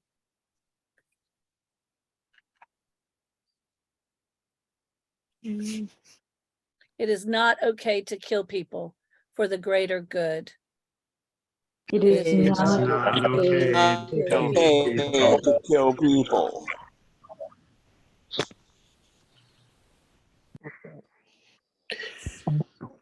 It is not okay to kill people for profit.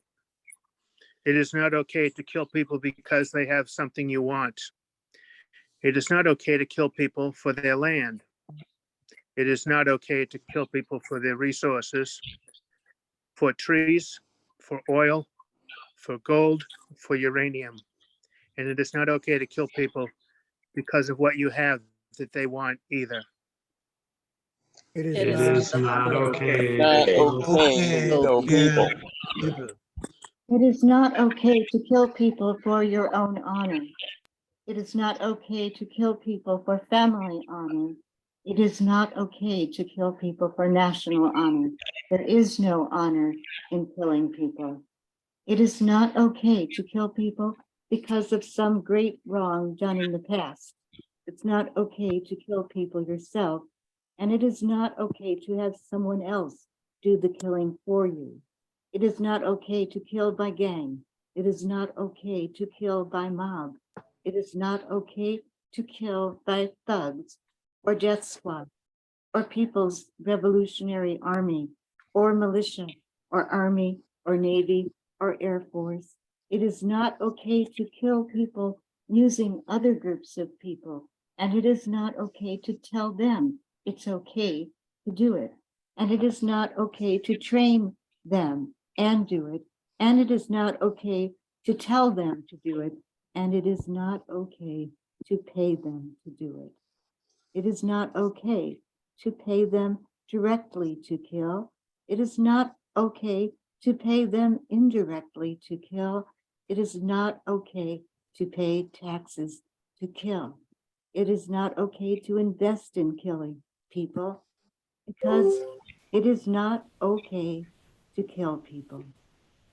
It is It is not okay to It's kill not people. okay to kill Let us all people. agree. Agree on this one simple Agree thing. on this one simple thing. It is not It is It is okay. not okay to kill people. Kill people. Amen. Amen. Amen. Amen. Amen. Thank you, everybody. Do we have any more comments or reminiscing? Or maybe someone to offer a final word when we're finished?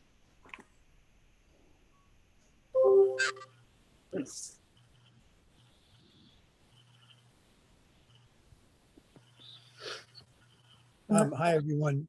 I wanted to share something. Believe it or not, before he died, Robert left me some homework. Oh, God. Did you get my? That wasn't it. But I wanted to tell a little story and read Robert's response. For those of you who know, the Kings Bay plowshares were tried in Brunswick, Georgia, which is the same town where Ahmaud Arbery was shot and killed. And you know this from the history of what was just read tonight. And this created sort of a difficult moral dilemma for me, which some of you know about who have read this. But when the Kings Bay plowshares went on trial, it just so happened that we went on trial in the same courtroom before the same judge with the same prosecutor and the same probation people who also prosecuted Travis McMichael, his father, and a third man for killing Ahmaud Arbery. And I was taken aback by the fact that a lot of the people who came to court to support the Kings Bay Plowshares and oppose our prosecution and oppose our judge and oppose our probation officers and to oppose the U.S. attorney who prosecuted us, basically switched sides and took a position of support for the prosecuting of the three men who were charged with killing Ahmaud Arbery. And from the beginning of that process, I felt really bad about that, because I felt, first of all, that I don't believe in the federal, state, or local criminal justice systems in any way, shape, or form. So just like I couldn't support the prosecution of peace activists, I can't support the prosecution of people who have done things that are wrong. And I know this sounds strange to people, but I really do believe in abolishing the police, the Pentagon, prisons, and the criminal justice system. I don't believe that any of them are just. So I found myself in a difficult position of feeling empathy and sadness for Travis McMichael and his dad and their neighbor who were involved in this heinous, terrible crime.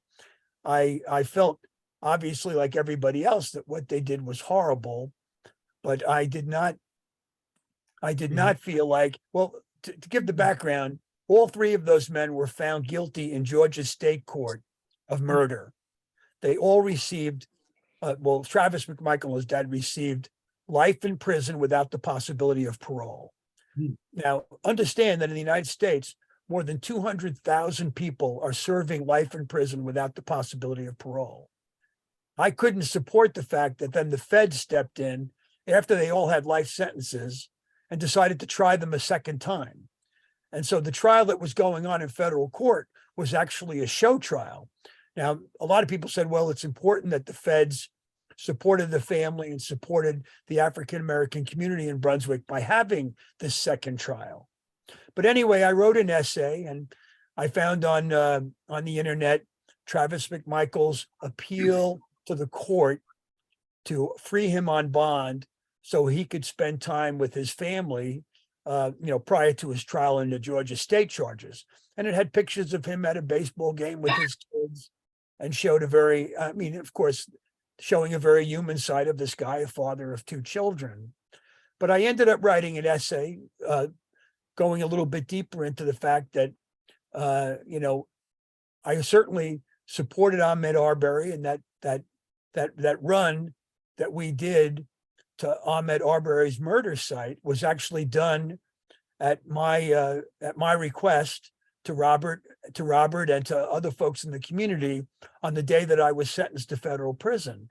I felt a great sense of solidarity with Ahmaud Arbery's family. In fact, the Kings Bay Plowshares made a donation to his mother and to the family. But anyway, I wrote an essay, Why I Love Travis McMichael. I'm just going to say that essay didn't go over very well with a lot of people, but I want to read, what Robert said, because it was, he had a different take on it. No surprise there.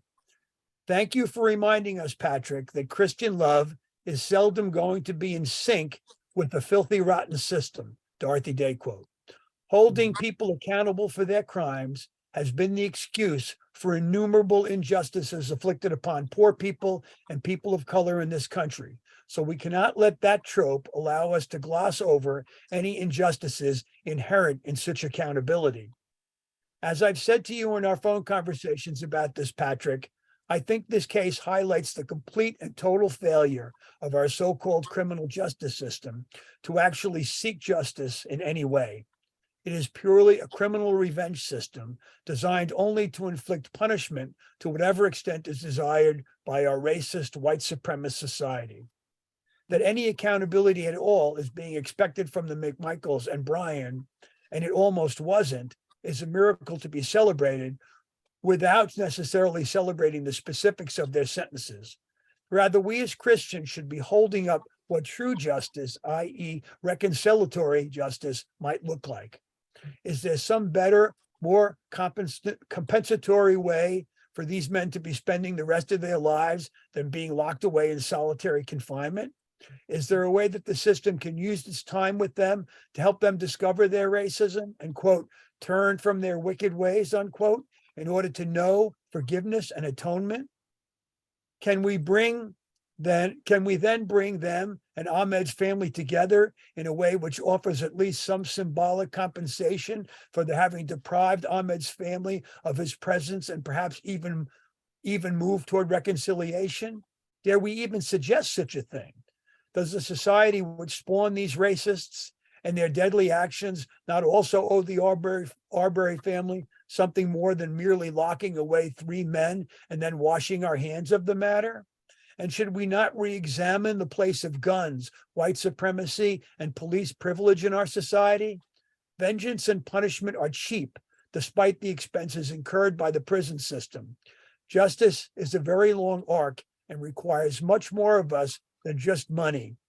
So while your article, Patrick, raises and seems to answer for yourself moral issues for you personally, given your unique personal experience and how it intersects with the Arbery case, others do not share your unique perspectives. So I, for one, would like to see your article address how your own moral situation sheds a light on the moral questions which we all should be facing. For after all, when we look at both Ahmed and Travis, we should see ourselves. You all don't need to hold my comments to yourselves. Feel free to include them in whatever wider sharings you have on this most important topic. Love, Robert. And so that's my instructions from Robert.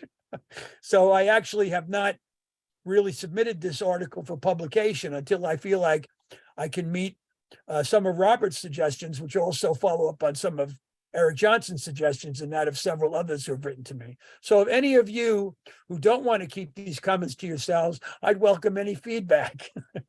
Thank you. And Okay, thank now I Robert. see Eric Johnson's hand up. Thank you, Patrick, for reminding us of Robert, all embracing unconditional love for everyone. And we give thanks for the giver of life for Robert. And I just wanted to speak a word to Linda so that we all love you and we will not forget you.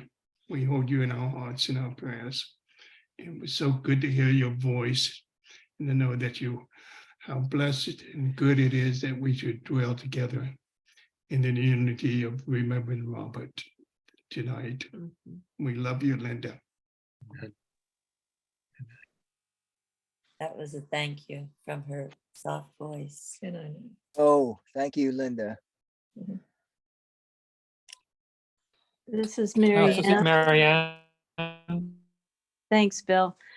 Yes, I just wanted to say, Linda, we send our love to you. And also I wanted to say thank you to Sarah and to Teresa and Patrick and Mary and Libby and Eric, and for all of you who were close in proximity to Robert and Linda. Thank you for holding that space in that community. So we miss being down there in that neck of the woods. Yeah, it's nice to see you. Yes. Robert's the reason that he lived so long. Robert said, Linda's saying, Robert said, the reason he lived so long was because of his friends. And Sarah, you have to stop crying because you're really I know. pushing me over the edge. I do want to tell you something funny. Good, do. And I've told Linda this, but everyone else probably doesn't know. So I met Robert because of the Kings Bay Plowshares action. And I think I met him on the walk, was in August or September, that Kathy Kelly organized. And I heard him mention that he, had a wife, Linda. Of course, he talked about her all the time. But we'd never see Linda. And so for months and months, it just went on. And finally, I was like, Teresa, is this Linda person just like a figment of Robert's imagination? Does she really exist? Well, I don't know. I've never seen her, so maybe. And I've been here all the time. Linda actually exists. And then finally, it was like 2 years in. I don't remember the first time that I met Linda. Maybe she remembers the first time she met me. But I was so happy to finally know, oh, yes, he does have a partner, Linda. She's, this great gal. And I love her. And I've loved getting to know her more so recently, as Robert has gotten sick and then in his passing, sitting, listening to stories about how Linda and Robert came to be a couple, so many decades ago. And it was interesting to me how different they are and led, different lives and did all sorts of different things. Obviously, if I knew Robert for 2 years and never met Linda, then finally did, I could see how that happened. But yet they would come back together, at home and do all these things together at home and share stories of what they did that day or what, thing they're involved in. And it was just the most perfect relationship. And I'm just thankful that I've gotten to know Linda now, and she's a real life person and I love her a lot. And I want her to know that Excuse me. Linda so this is the humor. She said, Sarah, this is to you. Tell her I have to confess, I've been paid as the stand-in wife. I love it. I love it. It's very hard to be in this room because I've got an editorial. You're getting all the tidbits. Well, thanks for letting me share that. I love you, Linda.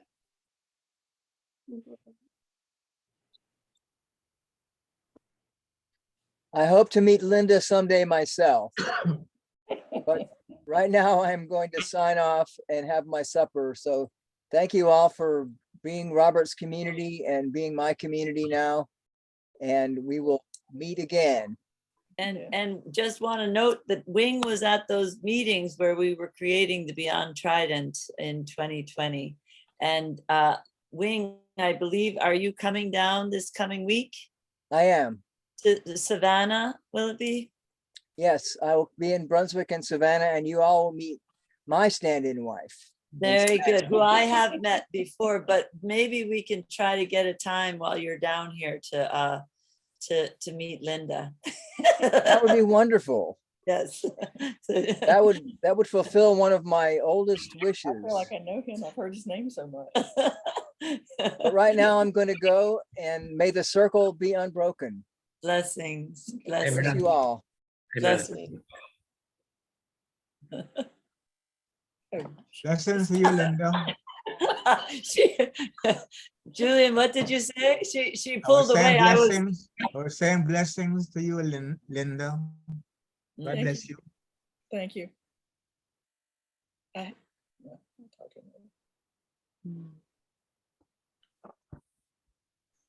Does, let's see, Bob Cushing, Julian Clark, or Eric Johnson, I'm calling on the pastors, have a parting word for us? Maybe to pray us out? Before you do, could I sing a song? Because Wing actually started it, but maybe we'll do it after the blessing or before the blessing. Which do you think? Sing. May the circle be unbroken by and by, Lord, by and by. There's a better home awakening in the sky, Lord, in the sky. And I won't go any further because all the rest of the verses will just make us all cry. May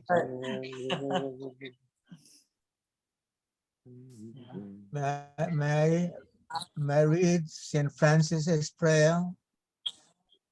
Yes. Please do, please. And please let us take a moment to hear it and strive to be what St. Francis asked of us and what our scriptures ask of us. Lord, make us instruments of your peace.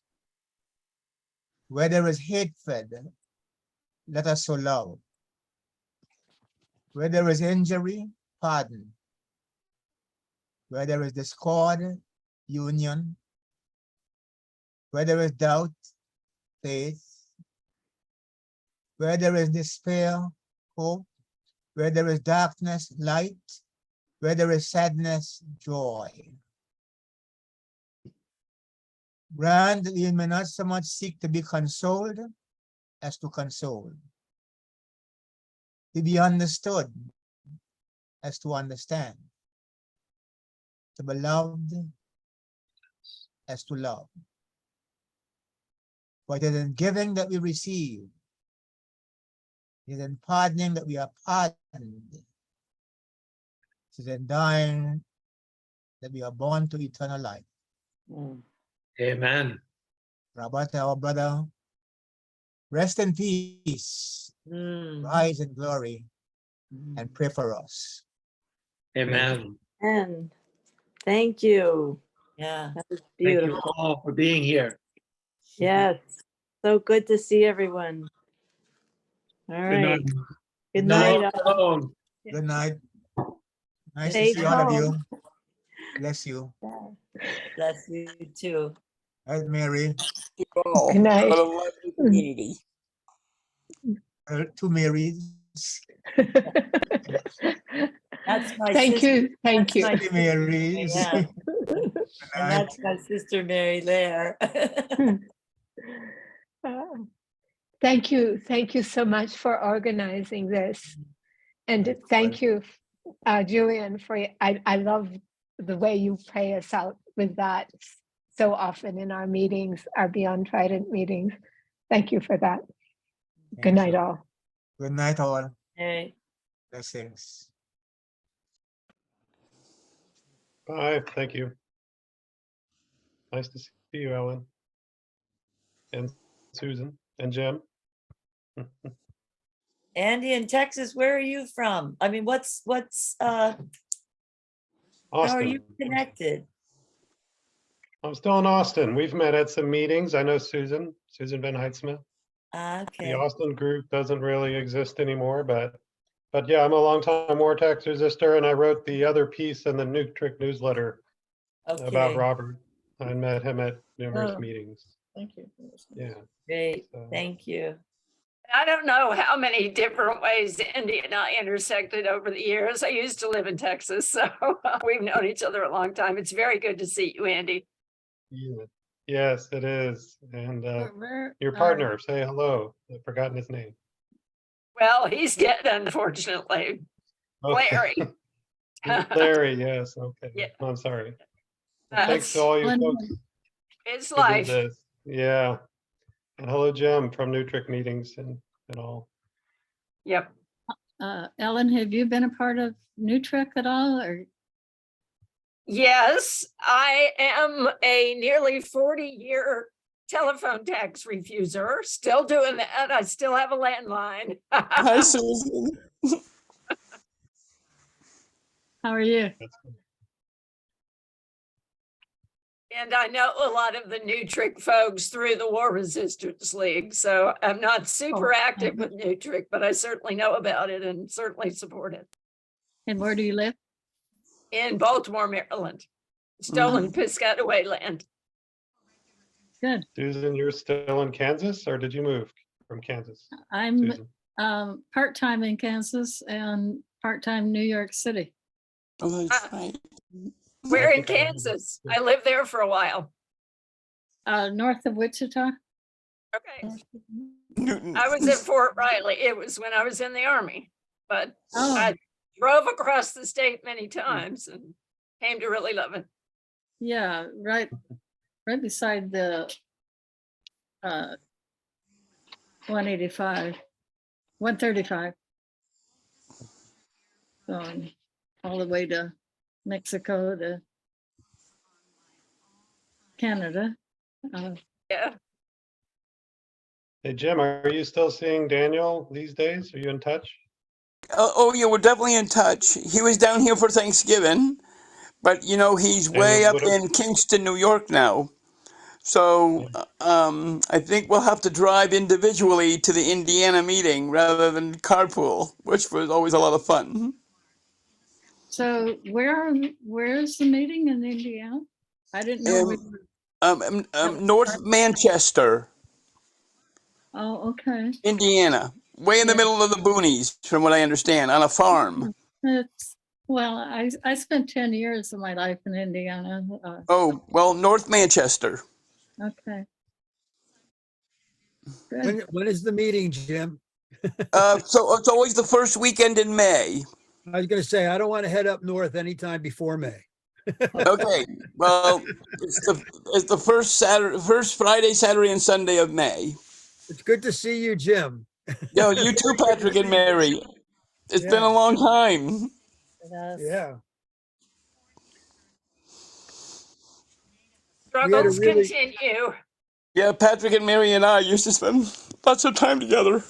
that's right. We could still spend more as long as we're vertical, Jim. Yep. Yeah. Yeah, Hey, I'm doing you know, I want to tell you guys, we had a very interesting action that we did in Raleigh that all of you, if you have any chance to do anything like this, we just so happened to have this guy who's on the National Peace Action Office who lives in North Carolina, right outside of Raleigh. And you know what the term broken arrow is? It's a nuclear accident, right? Well, it just so happens that we had a major nuclear accident in Goldsboro, North Carolina, back in 1961 that involved a B-52 crashing with 2 nuclear bombs on it that both fell out of the plane, hit the earth. One of the warheads, they say, I don't know how this is possible, went 200 feet into the earth and could not be recovered. They did recover the other one, and they said that it came within 1 safety trigger of going off, and it would have killed people basically in a 8-mile diameter from the center of the blast. So it was just by the grace of God this thing didn't go off. And so this guy from National Peace Action said, have you guys ever done anything to like call attention to this broken arrow? And here we are in the peace movement in North Carolina for 45 years. We never had done anything. It's less than an hour from my house where this happened. Right. But this guy gets a couple of 55-gallon drums and recreates the bomb, like the size of it. He puts it on wheels and rolls it to the federal building. And we ended up doing 3 things at once.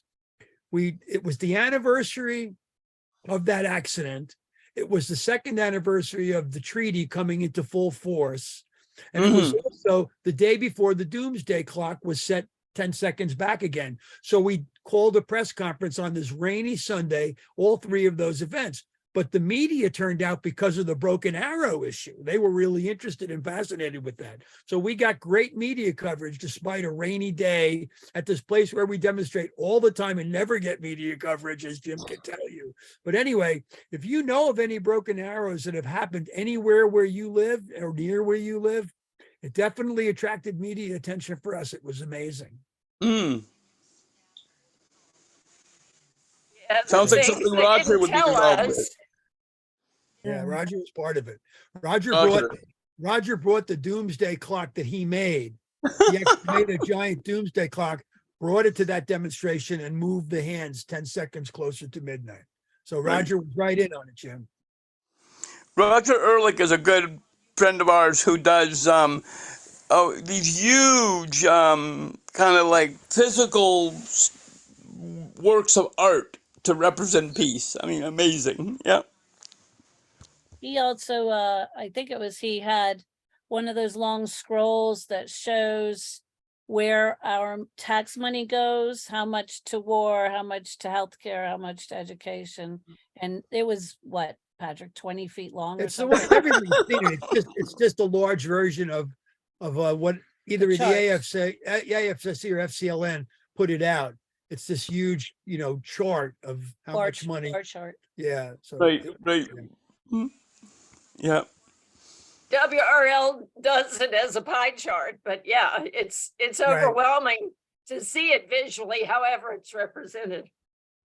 Yep. And William Yep. Hartung just had an interesting piece that was on Portside where he said the actual true spending annually for nuclear weapons is now between 1.2 and 1.3 trillion dollars for the next fiscal year because of a whole lot of stuff that gets left out, which WRL also includes that in funding for Right. past wars. You know, and I'm not going to complain about the money that cares for veterans at all. Thank you, but still it is one of the costs of continuing to make war. Yeah. That's right. That's right. Susan, it trying was to- nice to meet you, and Andy, it was nice Yeah. to meet you. Two new I'm trying friends. Yeah, I'm trying to paste that article from the Newtrick newsletter and it wouldn't let me put it all in, but you have the title and it's the current newsletter. Oh, it's Um, this one. Oh, okay. I And it's started on to your, put it, on the website. Yeah, it's on Newtrick Cartoon. yeah. I saw Linda for a second just now. Oh, no. Yes, missed it. Linda's still here. She's Linda, there's only 6 of us. Hey, Linda! yeah, we're gonna do she's You know, I skittish. didn't say, hey, Linda, I didn't say it, but every time I came to your house, Robert took me out to the chicken coop and gave me a dozen fresh eggs. And again, who was doing the work? Yeah. Oh, no, that's in the. We don't know because He sent she's not us around to back tell to us. North Carolina with the only fresh eggs we have. We have dozens and dozens of dumpstered eggs, but those were the only fresh eggs. Oh, yeah. You get some of the blue ones? Yep. Okay, All different good. colors. Oh, yeah, that's what I like is variety. Linda, Yep. He always fussed about my crafts and stuff, but every time he had to give a gift to somebody, he'd come in and say, "What you got?" Oh. Linda, I wanted to really express my sympathy for you and I hope that God will care for you as you go on in life. I'm sure it's one of the hardest times you've ever had. I know, yeah, I know. I'm still trying to figure out how to do this. Right. Well, So Linda, am we should, I, and it's been 6.5 But- years. I know. I'm very sorry Ellen. to welcome you to the unwilling I know. sisterhood of widows. I'm not letting anybody call me that yet. well, Linda, what But we I need to have do. I have to thank you because Robert and I are very strong believers in the fact that the reason he lived with pancreatic cancer for 2.5 years is because of all of the people praying for him. And he said it over and over and over again, and y'all are his support group, and he could not have made it without you. We kept the Even candle his burning. cardiologist kept being, every time he'd go see his cardiologist, he'd say, "Well, I didn't expect to see you again." Thanks, Doc. Got too many friends. I'm Wait, so glad he well, could be yeah, at no. the 40th anniversary and deliver that. Yeah. Those Yeah, What memories. we need to do, Linda, is we need to get together and have Zooms on Robert's birthday every year and read Yeah. that essay again. Oh, he would love that. Yeah. Mhm. Yeah. That would be a nice way to continue to honor him by reading the ethic. Yeah. I found out the other day with all the paper, all of the computer work and everything I've been doing, one of the things popped up and said that, when I was trying to find our marriage license, because he put it someplace and I couldn't find it. So I had to go get another one. And one of the things that popped up while I was searching for that was that he was on a watch list.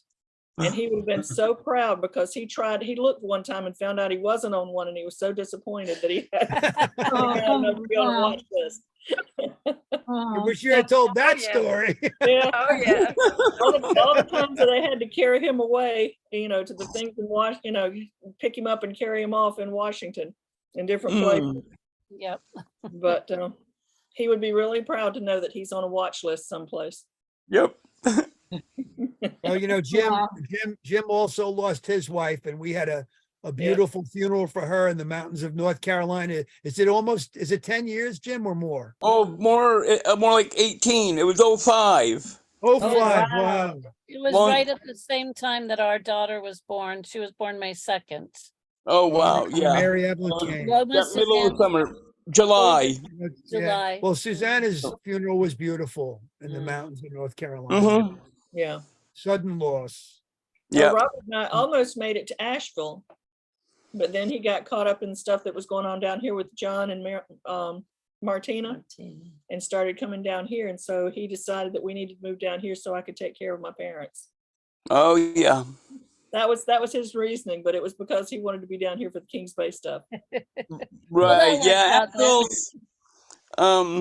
It's a crossroads, but it's still a really small area in order to do big actions. Georgia's better. Southern Georgia, Savannah and Kings Bay are better. Yeah. Yeah. Well, Linda, I will tell you something in confidence. Everyone else can listen too. But Okay. when we were planning our caper at Kings Bay, of course, it occurred to me to give Robert a call and give him a heads up, that this was going to happen. But the day I called him, where I wanted to clue him in about the plans that were percolating, Robert was so busy trying to, get ready for his retirement and leave his job, and a lot was going on in his life. And I said, okay, I'm going to keep this a secret. Robert will find out when it happens. Yeah. I didn't want it to be a co-conspirator when he had so much on his plate. Right. Really excited Once- about retiring. Once I told him, he would have been.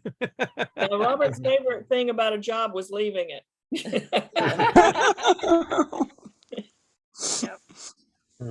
I'm wondering who H.A. Penner is. Yeah, hi, HA, I know you. But are you there for real, or? Yeah, I don't know. He is a leader in the 1040 for Peace in Akron, Pennsylvania. Okay. That's a Mennonite, mostly Mennonite group of people. Thank you very much, Susan, for Yeah. sharing that. I all of a sudden realized we were all animated, even if it was just a nodding of our heads. And I was like, wait a minute. Right. Well, it's so nice to meet you. Yeah. I think it's maybe the first time, right? Yeah, it is. People know about saving the Sunburned, chat. Teresa. Say Oh, what, Ellen? You look sunburned. Yeah, well, I was on the boat today and I did put sunscreen on, but I also jumped in the water. We brought 3 of the young people that I do bicycling with. Once a month, we have a community ride in memory of Ahmaud Arbery with his father and aunts, and uncles, and cousins. And so there's a group of young folk who are part of the bike ride across Georgia kind of dream teams, which is like a smaller subgroup of the Bragg teams. And the team that's in Brunswick, there's a family of triplets. Their mother calls them the Cubs. Oh my God. Because they Triplet. really are like Cubs. And anyway, they're homeschooled, and so I was able to take them, bring them to be on the ship on the Golden Rule, which is coming up the East Coast. It's like, oh my gosh, it just went out of my head. It's like Bradford or Bradfield, or it's something like that. I have a friend that's got trouble. You were talking about being on the water and going swimming. Yeah, so one of the young ones jumped in. Now they've grown up here. Now I'm from New York. 2 of my sisters were on the call tonight, and they are all up in Ithaca, New York right now, where Mary Blair also lives. In fact, yeah. So all that being said, excuse me, the young one jumped in the water. Now I'm used to jumping in Cuga Lake in the middle of the winter time, and I feel like I'm going to have a heart attack. So I was a little hesitant, but then when Kyle said, well, jumped in, I didn't even, and he acted as though he were going to have a heart attack. I thought, well, I'm not going to do this. And then somehow I just couldn't help myself, and I jumped in, and it wasn't as bad as Kyle seemed to make it out to be. So I actually got pulled along. Yeah, it is for people down here for sure. So anyway, I got sun on my face. A little bit. So you're Yeah, right on the beach. Linda, Carl Zitlow was one of the original members of the Golden Rule. Carl, who? Carl Zitlow. Spell his name. He was originally from Chicago, but wasn't the Golden Rule the boat that sailed into Tonkin Bay during the Vietnam War? Oh, no, the Marshall Islands. It was into the Bikini Islands, the Marshall. Oh, that was when it sailed Islands. to the Bikini Islands. My mistake. I'm sorry. Yes, Yeah, yes. yeah. I'm Okay, gonna have good. to say goodbye. Okay. Okay. Be I well. just got a call. I need to return, but it's Okay. wonderful to Very talk good. with you all, and Same sad here. reason, but wonderful gathering. Yes. Ellen, will we see you in Indiana? Oh, I'm afraid not, because of the Golden Rule preparation. They Oh, will have right. just left Baltimore when it happens. In fact, it overlaps a little, so afraid not. Right. Well, that's great.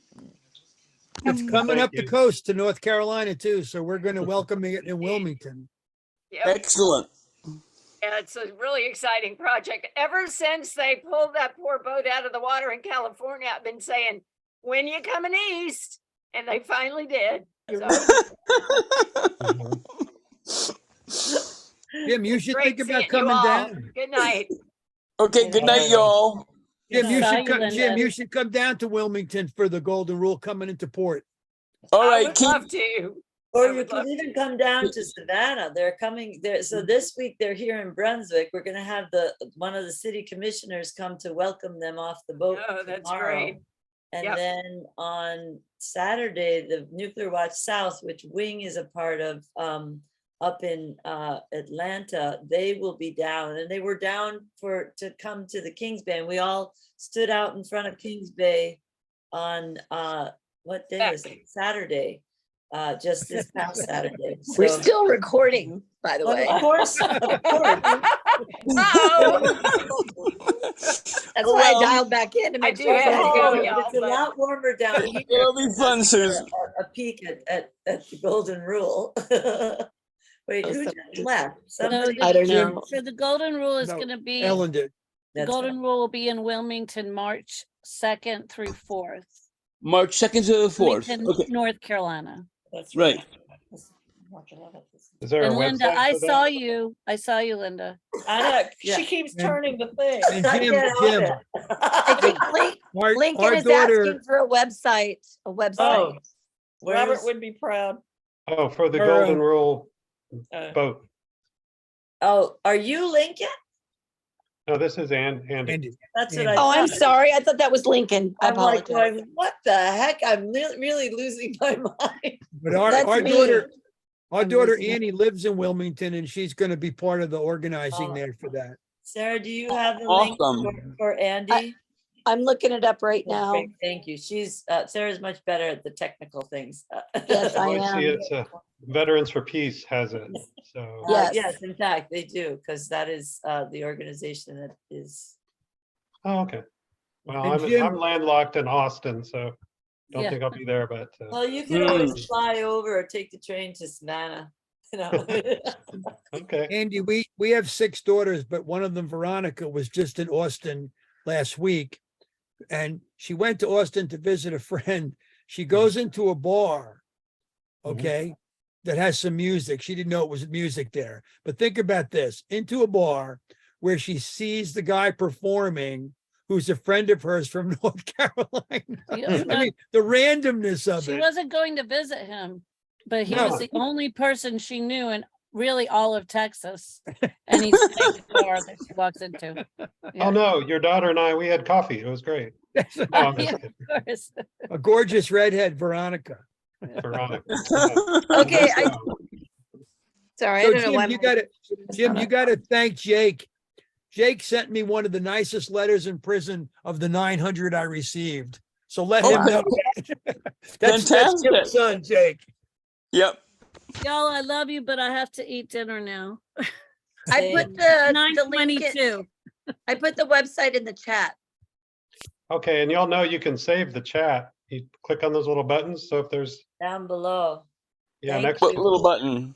well, to the right of the word everyone, there's a little Chat. document Okay. and there's a smiley face and then there are 3 dots.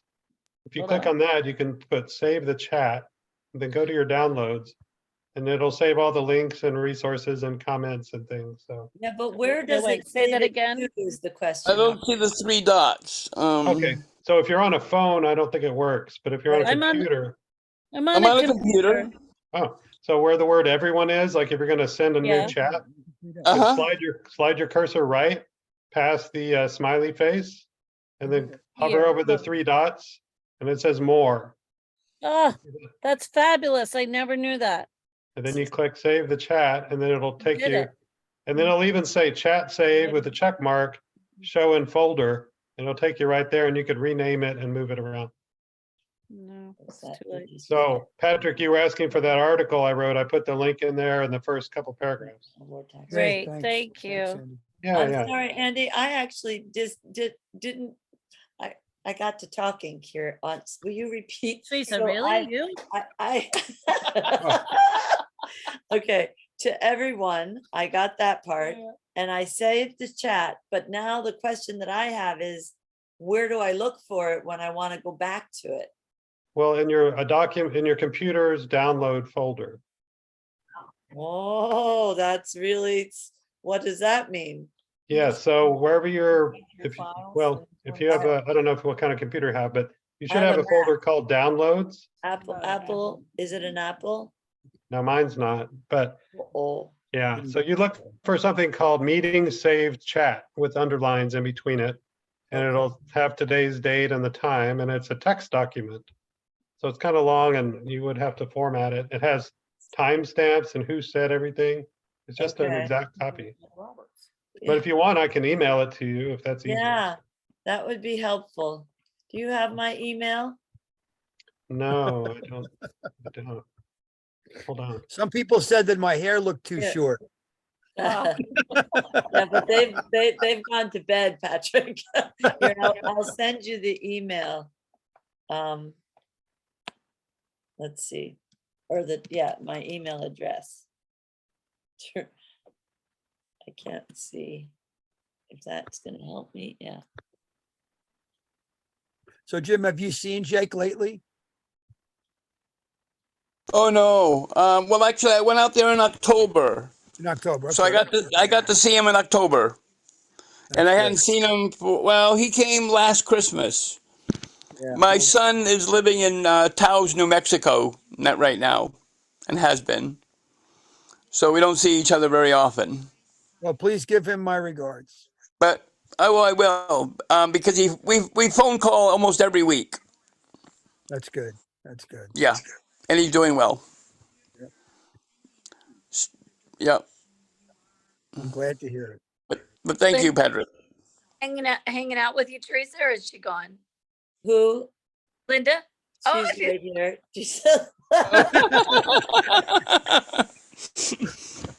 Yeah, I'll send you some money, Teresa. I think that was a good plea. Thank you.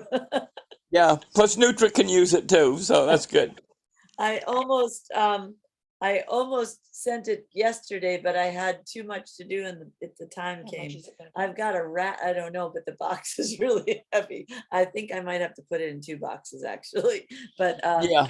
But I've had a rat here at the house and it seems to not be around, but I think it's dead and it's smelling in the back room. Oh no. But I did clean the room completely, so I just wish. All that's left is the carcass. Now the carcass was a rat. Take care of that.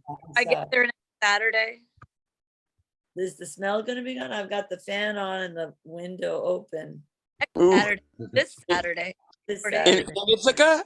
Are you? No. You're in Georgia, right? I'm in Brunswick right now. You're in Brunswick. Okay. With Linda. But Teresa, do you normally live in Ithaca? No, what's happened to me is that I got kind of tied in with the community down here as I was doing outreach for the Kings Bay Plowshares and saw the need to stay. So I've stayed, but I have my house in Ithaca, but it's not, I'm in a crossroads trying to figure out how to support myself while at the same time do the work. Right. Yeah, Yep. it's been a little difficult, because But mostly. you still want me to send the money to Ithaca though, right? Yes, because Mary Lair, God bless Oh, her, who has been, she lived with us when I was in high school, actually, while my brother and sister, a different sister, were doing a plowshares in Connecticut, I guess it was at that point. And probably Mary, Valentine or, yeah, so Mary yep. stayed on with us and lived with us because we lived in the house of an elderly woman where we cared for her and did, hospice for her. So Mhm. Mary was one of we had shifts there at the house and care for Becky. So Yeah, I did. I've done actions at Iron Boat. Is that what it's called? electric boat. Electric Boat. Yeah. Huh? Yep. But and Thinking also Beth, up you're in thinking Bath, Beth. in, Jim, you're also in thinking, Bath, Maine too. Bath, And you're Maine. thinking, that's right, yes, Bath, Maine. Yeah. yeah, Big Beth Iron Works. Bath Iron Works. Yep. Yeah, that's where you're getting the iron thing, iron boat. Yep. Right. Yeah, we Sarah- used to do big Pax Christi actions at at Bath Iron Works. Hmm. Well, Bruce So, Gagnon yeah, was on the so call. I've Did you kind see of that? just got, But did Bruce join us tonight? Yeah, Bruce was on the call. he was Bruce on, Gagnon. yeah. Oh, good. Yeah. Yeah, so, but anyway, as a result, after the Kings Bay Plowshares folks packed up after the trial, I had a art show going on down here of artwork from some of the defendants and some other plowshares activists. Sarah and I were doing that, and it was after the trial that some group of folks came into the art show who had been to the art show prior, in the months prior to the trial. And so they came in and they knew the verdict and they said, well, what did you expect from a Southern jury? And in that moment, I felt a little bit defensive for the Southern jury. And in fact, I was rather surprised to realize that the judge had informed us of the Southern jury by refusing to allow the Kings Bay Plowshares to present a defense. And that being that if she had, there might have, she wasn't so sure about that Southern jury about what they would come up with. So as a result, I thought there's lots of hope for this Southern jury. That I think that it's just a matter of getting the information out. I think that if the defense had been given, there might have been one person on that jury that might have thought, maybe, just maybe, this. Yeah, makes that's too bad that they wouldn't allow more open, I guess, discussion in the courtroom. Yeah. Well, it's a pretty common thing. We've been watching it since the early 80s, and it seems to be a repeat and repeat. But I have seen these defenses, not the one that these guys proposed in the most recent, in the Kings Bay instance, but in Ireland, where the necessity defense was employed, they actually got an acquittal as a result of that defense being allowed into the courtroom. That's where I'm doing my next plowshares action in Ireland. Matty O'Neill for peace. You just want to go down in the annals of Ireland. I want to do one in a country where they want peace, actually. I mean, it's amazing the acquittals you get in Ireland. And even when people go to jail, it's not for very long. And you get in Art Lappin's book, Plowshares History, for doing 30 days. So listen, Patrick, Linda says he should go to Costa Rica. And then as you're saying that, it's because she likes Costa Rica. They don't have an army, blah, blah, blah. But one thing I don't know if you're aware of, but they have signed on to the treaty for the prohibition of nuclear weapons. They are signatures, and therefore nothing can happen there with They don't respect. have an army. Yeah, nor an army. Yeah. There you go. We went down there. It was, That's wonderful. I wonder how Sarah can hold her head so still. You know, that's why she has TMJ. I'm It's gonna hurt you. remarkable. I'm gonna hurt you. Are you back home in Atlanta? Am I? What's that? Yeah, or are you still No. enjoying yourself? See there, she's doing well. No, she just had her I'm not in Atlanta. You and Linda. She's got it on her life. So Sorry. Sarah called me washing my face. today, and I wouldn't tell her where I was because I didn't want her to feel nervous that I wasn't going to get back here in time. So to get the Zoom call going, which by the way, I was on at 6 o'clock, by the way. Yeah, you were the only person on when I got on. Yeah, well, that's because I'm the Zoom person. That's what I always do. So, but what's really funny is that Sarah was like trying to make me jealous about where she is, not realizing that I was lounging on a sailboat in the ocean. There you go. Around us. Well, I do want to say, to Linda, happy Valentine's Day, but I can't believe what a beautiful send off we gave Robert. Oh God. I know he's smiling down from heaven, from his perch at the right hand of God, smiling at us as we honored his work. All over the house all day long. What did she say? I didn't hear what she said. You have to stop talking for a second. What'd she say? So Robert went all out for Valentine's Day because he'd start off first thing in the morning. I'd find things all over the house all day long. I need to do that for my wife. I think you do, Patrick O'Neill. Yes. Hey, listen, I will say this to my credit. God bless Mary Ryder for stepping on an altar and saying I do to me. But I will say this. That woman was pregnant for more than 6 years. She nursed for 15. She gets her feet massaged every single day. It should be more than just the foot, Patrick. Oh no, I'm saying the feet because that's what Jesus washed. She gets everything massaged. It is St. Valentine's Day after all. But I do it every day. I appreciate that woman immensely. Oh yeah. Okay, this is enough. I'm getting flushed. Robert wanted to be an only child. Oh, So he did. But I am really glad that we gave Robert such a wonderful send off tonight. It's Good. Thank you. it's just what I was hoping would happen, and it did, and everybody was very moved by it. Everyone, Well, there must have been what, 60 or 70 of us on, right? So a what good I crowd. saw at some point, let's So- see. I counted, let's see, 62 was what I counted, and it never went much above that. So I didn't really need the extra. I got more time for 500 people. A lot more people were going to show up. So more than 100. You what? I did too. On another note, I wanted to share with folks, and Sarah, of course, knows all about this, and I'm guessing you do, Teresa. But if you're aware of the Cop City project in Atlanta, where they're gosh, yes. destroying yeah. a forest to create this urban warfare city zone there, and they killed a young activist there, 28 years old. And his mother said in a press conference that he was a pacifist. The cops are saying that he shot at them, but now there's evidence on some footage of police cameras saying that it was friendly fire that shot this cop, right? Right. This boy was riddled with 13 bullets. Forgive But us. my daughters, you don't know this, Jim, but my daughters, Maura and Bernadette, now live in Atlanta, and they're very much involved in opposing Cop City, and Maura knew the man who died. Mm.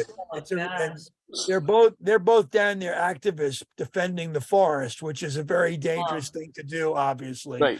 Because Oh, yeah. what happened, what the Atlanta cops did, killing that young boy, going into this forest, which was basically a bunch of anarchists sitting in tree houses. They went in there like it was going into a war zone with automatic weapons and killed this young guy. And they proved exactly why we shouldn't have a cop city. Mm-hmm. Mm-hmm. Awful. Yeah. What's going on in Atlanta was, And it's still going on. Oh, yeah. But there is an effort now. This boy didn't die in vain. Now there's a real heavy push to stop Cop City. So maybe there's a chance we can still stop it. But Yeah. my sons Well, went right down. now I heard that the contractors that they had signed on, Patrick, all de-signed.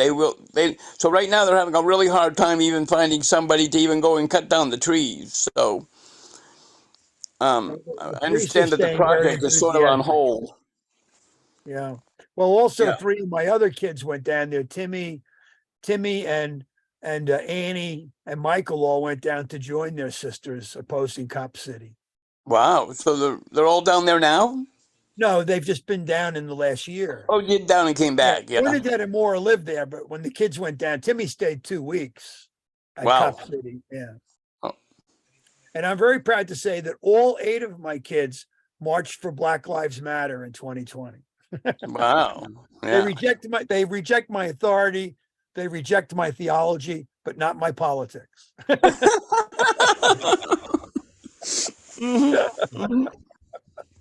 Well, y'all, it's been great hanging out, and I've got to go take care of my bladder. I can't believe it lasted this long, but I know we've done and well. Linda, nice to sort of almost see you. Nice to almost sort of see you, Linda. I emailed Thanks, Teresa, I've Teresa. not been very hidden. What's that? That's okay. Thanks, Teresa, I've not been very hidden. It's just Yeah. years of habit with Robert, I always see. letting him have the limelight. 'Cause he Well, I loves did me. email Teresa.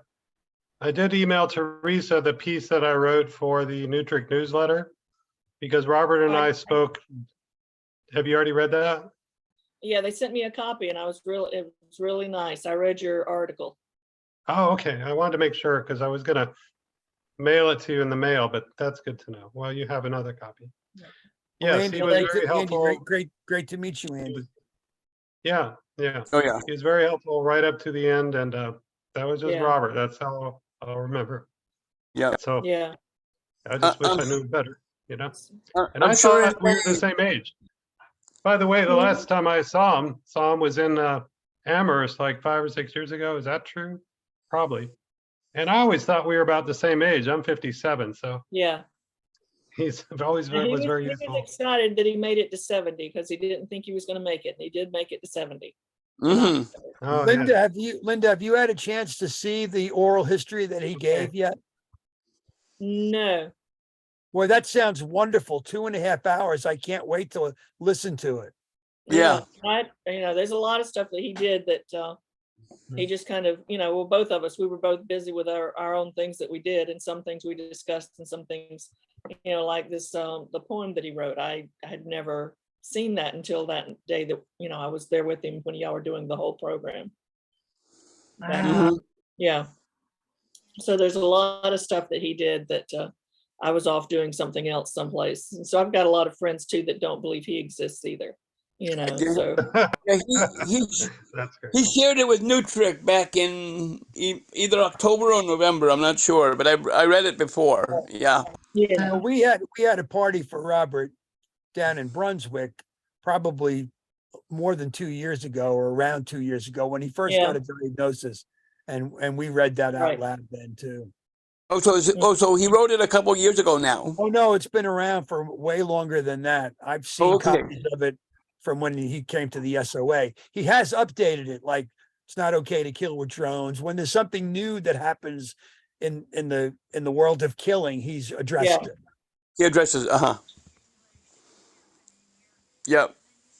That's so Yeah, I used cool. to hang out at the SOA Nutric booth all the time too. Yep. Yep. And what was the guy from Alabama? I always forget his name.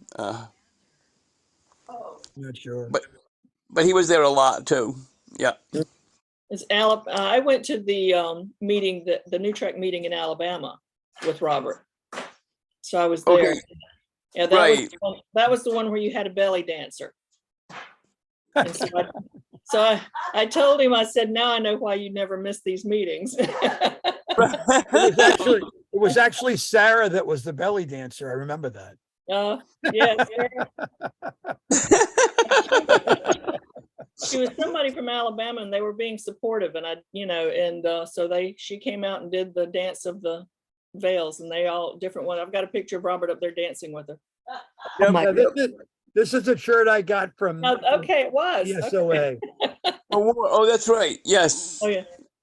that guy from California who sold that cartoon book about war. It was really good.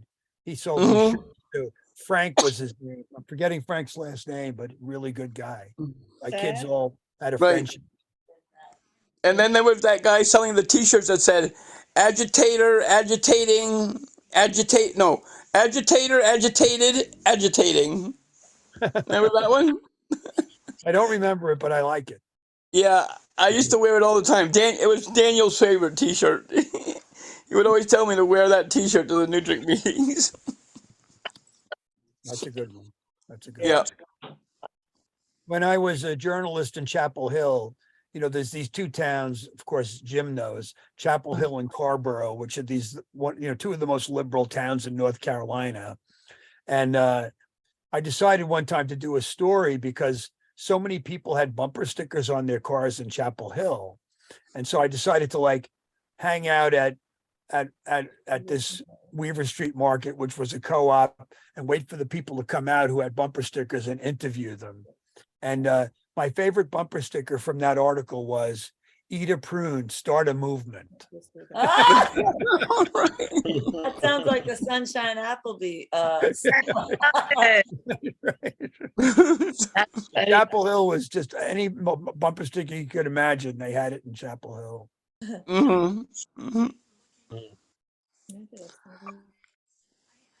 All right, Well, shall we say good night, folks? Yes, Well, I think that's great, a good idea. great, and a good and wonderful night. Yeah, Robert Sarah, Randall, I pray found the for us. rat. I'm gonna get It rid was. of it now. It's Robert dead. Randall, pray It's for dead. us. That's why it smells in there, but Yes. I'm Robert, airing it out. pray for us and that we don't get any more rats in the house. Yeah. Right.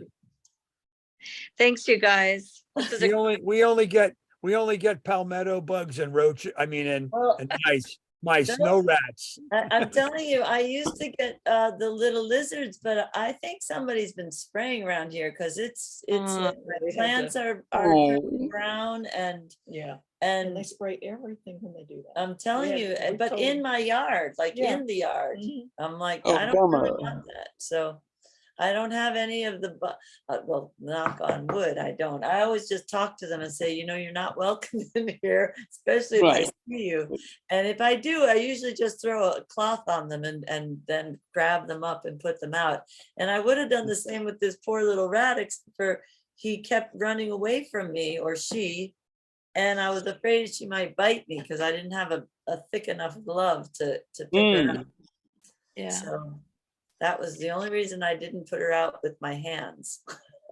Because I wasn't afraid of her. I just didn't want her in the house. Right. Right. But now she's dead. So Thank you for organizing this. I really appreciate it. It was. And thank you all for hanging on a little longer and chatting. It was great. It was a lot of fun. The after party. Linda's Yeah, getting right. ready. The party, right? Oh, she's The encore, Andy. The encore. We lit a match. Oh my gosh. Right. Jim, I'm so happy to see you, buddy. That really was wonderful to see you, bud, and spend some Okay. extra time with you. God We'll bless try. you. We'll try to get deeply. down your way. We'll keep in touch to see the Golden Rule in Wilmington. All right. Peace be with you, Jim. All right. Good night, y'all. Good Night, night. everybody. Bye. Bye. Thank you. Bye. Bye, Linda. Andy, what do you do down there? I'm trying to be a mobile notary. I used to work in the AIDS nonprofit and just odd jobs. It's getting really expensive here though. So Yeah. I'm from Dallas originally and got involved in the peace movement through college and Guatemala and Vermont, all kinds of things. I started being a war tax resistor in 1993. I think it's been Okay. 30 years. Yeah. Yeah. So, but now, thanks to Robert, I'm filing for the Affordable Care Act insurance, and they get quite a steep credit, which would be far more than any taxes I would withhold based on being, not high income person. So, so a few years ago, I started filing, and they took a refund, a couple $1,000s, but yeah, in the last Newtrick meeting, I wrote about that in that article that. I said, well, sometimes I don't really feel like I'm resisting these. And Robert just said, you're a resistor. Yeah. I was grateful for years. I was getting an annual letter from the IRS, calculating what I owed, interest and penalties, and it was going up like first like 500 to 1,000 a year, then it was going up 2,000 a year, then 3,000 a year, and the bill had reached $30,000. And then all of a sudden, I never got another letter again. And I guess they just decided I was uncollectible because I didn't have a bank account. I didn't have any money they could get. And luckily, they just forgot about me and I forgot about them. Yeah, that's a good way to do it. But yeah, and there's different forms of resistance and there's no one right way, but that was the cool thing about Robert is, he welcomed you with open arms about that. Yeah, But he yeah. was just so sure, yeah, you're a resistor. So kind of like, yeah, I am. I don't do much else about it right now. We don't have a group. Tax day, we used to have leaflets. I feel like I should be out there protesting something right now, but right now I'm trying to protest homelessness and high rent by finding a place to live and trying to get some money. But funny thing, I worked for the Census Bureau 3 times. I was actually a federal agent and a war tax resistor at the same time. And I never got, because the census is a good thing. Yeah. I have a question for you, Andy. Now that very few of us have landlines anymore, I still do. But now that landlines are controlled mostly by these phone companies like Verizon and Spectrum and stuff, is that 3% tax for war also on your cell phone bill or not? That's a very good question, and I don't want to give you a bad answer. So I'm going to defer to ask you to ask Lincoln. But my guess is that there's still an excise tax. But for cell phones, I don't know how easy it is to separate that out. I think you can ask, actually, people have written to their carrier and said, don't charge me that tax, or I don't want to pay it, and they've complied. And the problem is that a lot of the big carriers, AT&T, Verizon, they're big contributors to the war machine. So like I used to have working assets long distance, but then they were bought out by Sprint, and Sprint was bought out by T-Mobile. So there's nothing really pure, but for people who want to resist, I sometimes say, which I don't really do any counseling. I don't see a lot of people, but I say, well, you can do something symbolic. It's not really going to do much to you. You're not going to prison. $10.40. Just never adulterate your tax form. Don't mess with that. You can include a letter, but for me, I always felt like the IRS was just the collection agency. It's Congress that's the problem. And the Peace Tax Fund is a good thing for people to support, even though it's never really had its day in a hearing, whatever. But yeah, even, there's also so many forms of resistance. If you've been to a federal prison, I started going to the SOA protests in 97 or 98. I think then Nutric got involved partially because of me, but whatever. It was the right thing to do. And then I stopped going and Robert just kept going and going. And I think he went every year. I was going to ask Linda if she knew when he went. Did he go starting what year? And did he miss a year after that? I don't know. I don't think he missed School of any the years. Americas over in, He went until they quit having it. Oh, he went until they quit having it, which was what year? About Just Well, couple until of- they moved it to Arizona. Yeah. Did they Yeah. really? Right, yeah. Yeah. They moved the School of the Americas to Arizona? No, they moved the protest to the border. They just Ah, stopped Yeah, it doing became it. a border protest. They stopped doing it at Fort Benning. And so Yeah, that's really right. Yeah, he went until when they didn't- everybody left and it wasn't the same. Yeah, so that's a little torch I might have had a little thing to do with that. I started going when the movement protests were very small, like 100 people, and then Yeah. it blew up, and then Nutric started going, and I saw Robert there at least once in 2000 or a couple times. But then I'm so glad he kept at it, and he was so good at that, just talking to people and putting them at ease, and like I'm like you, I'm a Christian, or just a regular guy, no, not spouting anything that horrible. But boy, that article, that whatever mission statement, what do you call it? I don't know what you call it. His work, the 21st century. An ethic for the It's called 21st century. Ethic. Yeah, ethic for the 21st It's not century. okay to kill people.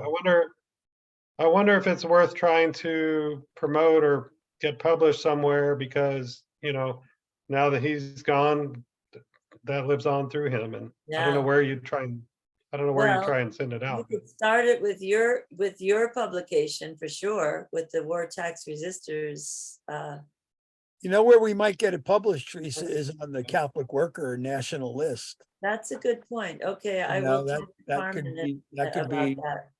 we could probably And get yeah, them to run it. well, with the Especially since it Mennonites, says it's not okay to kill the unborn.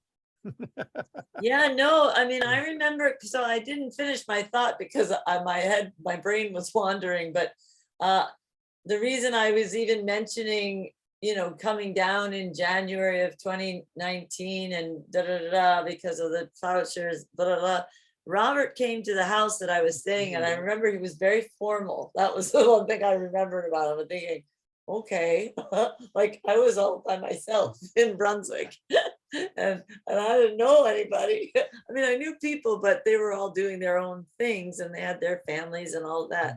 But I was determined to be down here, and I had been hit by a car, so I had out of work wages for the work that I was missing because of my injuries. But that being said, Robert comes into the house and he gives me the names of all these groups that I'm supposed to like check in with in town. So that was number one. And number two was his ethic for the 21st century. Now, mind you, I don't read. I'm not a reader. I'm not a book person.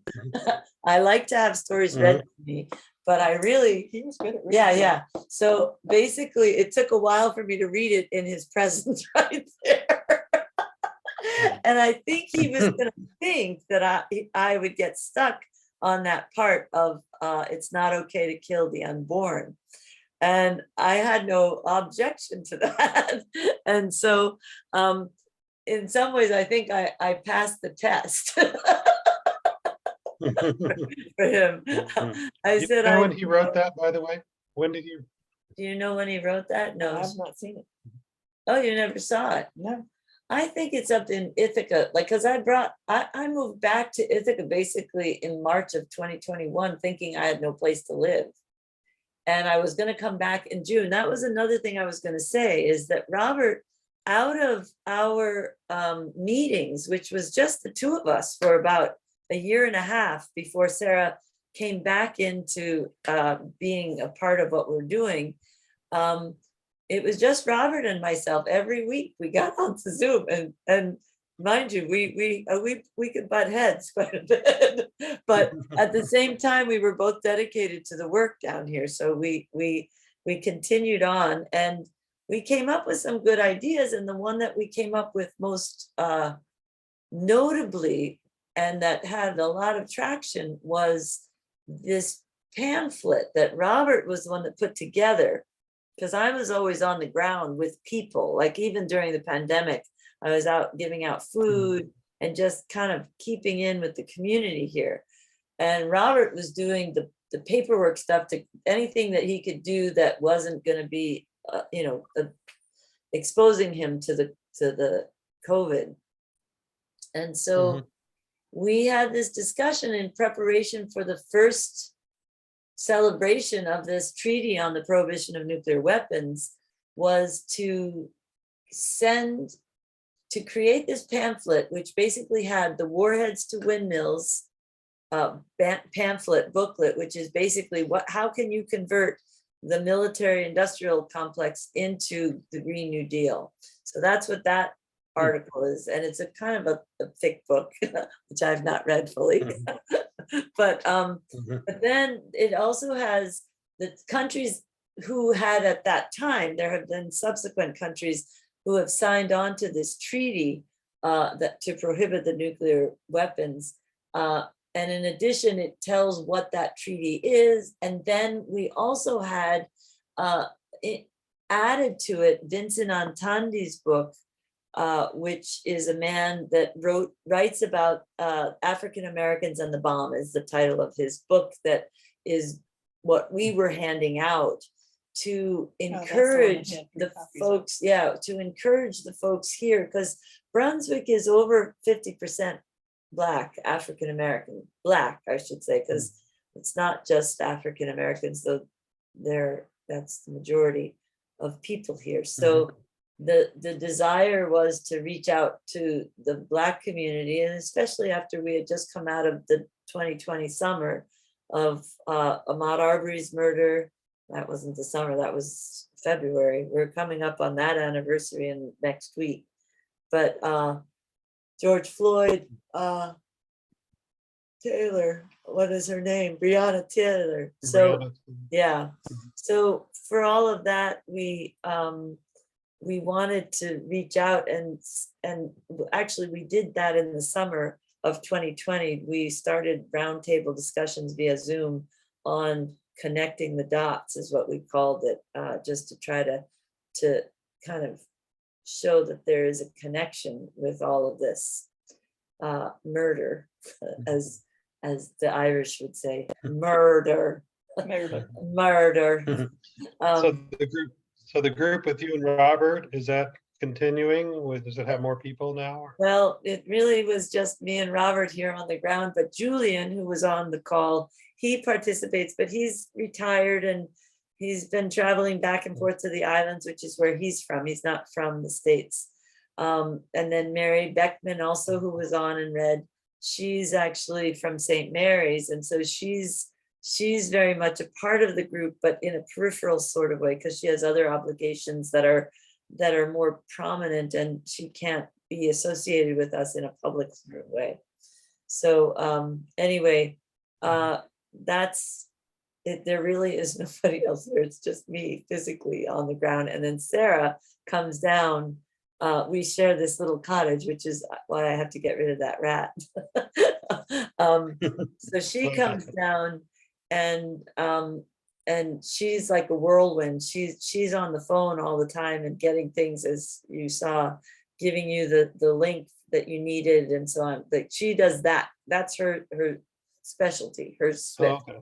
I'm the And people, the person who talks a lot, the person who is making the connections for people to be able to be connected to one another. That's kind of, Robert wrote up a thing for me to try to do fundraising. And I don't know if I even have it here, but it was really beautiful. If I do say so. I don't know where my phone is at this point. Here it is. I can see if I can read it. I don't know, but you're just. He said a good while ago, his bladder needed to go. Oh, do you have to go to the bathroom?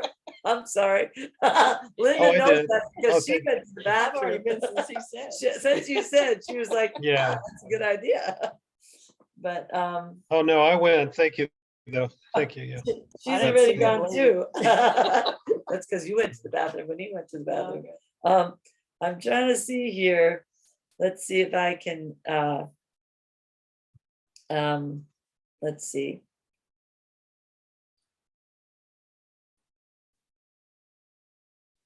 I'm so glad I found that dead rat because the smell was pretty bad. Mine don't smell. Of course, mine are just nice. Your Yours- rats don't smell. Oh, everybody's rats smell. Yeah, they just have to Yeah, be- we've had in the last couple of years, because we're so busy, we've had our neighbors, both of them have always had a lot of them, and they found a way into Wow. our house, and we could hear them running, bunches of them running back and forth through the attic. And we started doing humanitarian trapping last summer. Yeah, I got it. And I've found some that have died, but we never smelled them. Oh, But we've been doing, last summer, Robert hauled off about 80. oh my God. And I stopped, 80? yeah, and I've stopped up the places, all of our vents around the house. That's how they're getting in. And so I stopped all of those up. So we've stopped them from coming in. But I've still got some we haven't been able to get. And I've got 2 in the humanitarian trap right now. And I've been feeding them. Yeah, I don't know how to be humanitarian with the little roaches we got.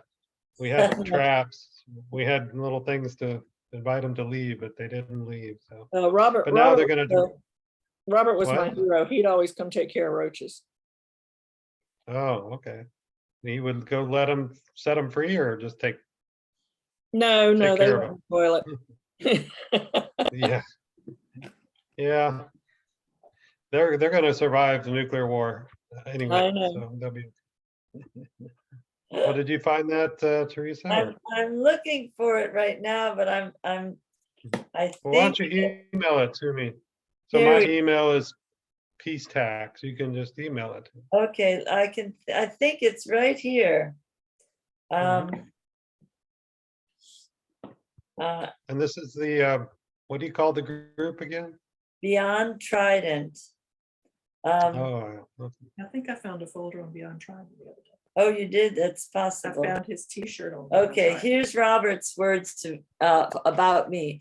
I've witnessed Teresa Grady in action in Georgia over the past 3 years as the Kings Bay Plowshares 7 events have taken place, and through those actions as the Beyond Trident campaign has formed. I think of Teresa as the great connector.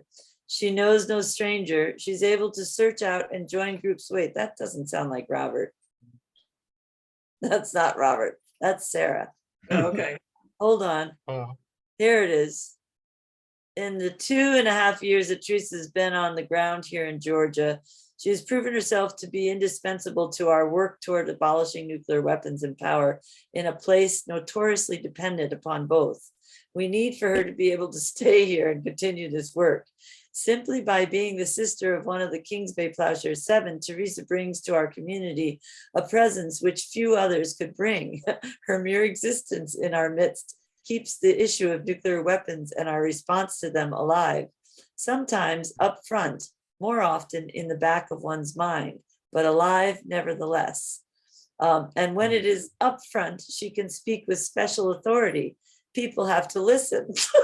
I love that one. Yeah. And they experience not a crazed, violent, anarchist vandal, but a middle-aged Christian white woman of Irish descent involved in the same something about which they care. It pushes them outside of their preconceptions and makes them a little more open to hearing why. Why would people do such a thing? And that's it all about. And what's it all about? And Teresa brings an authority to the conversation based in her own civil disobedience and jail time. She's adept at meeting people and building relationship and has done so to a degree which amazes me. I think she's met more local people and joined more local groups in 2.5 years than I have in 32 years. She has a genuine interest in everyone she meets.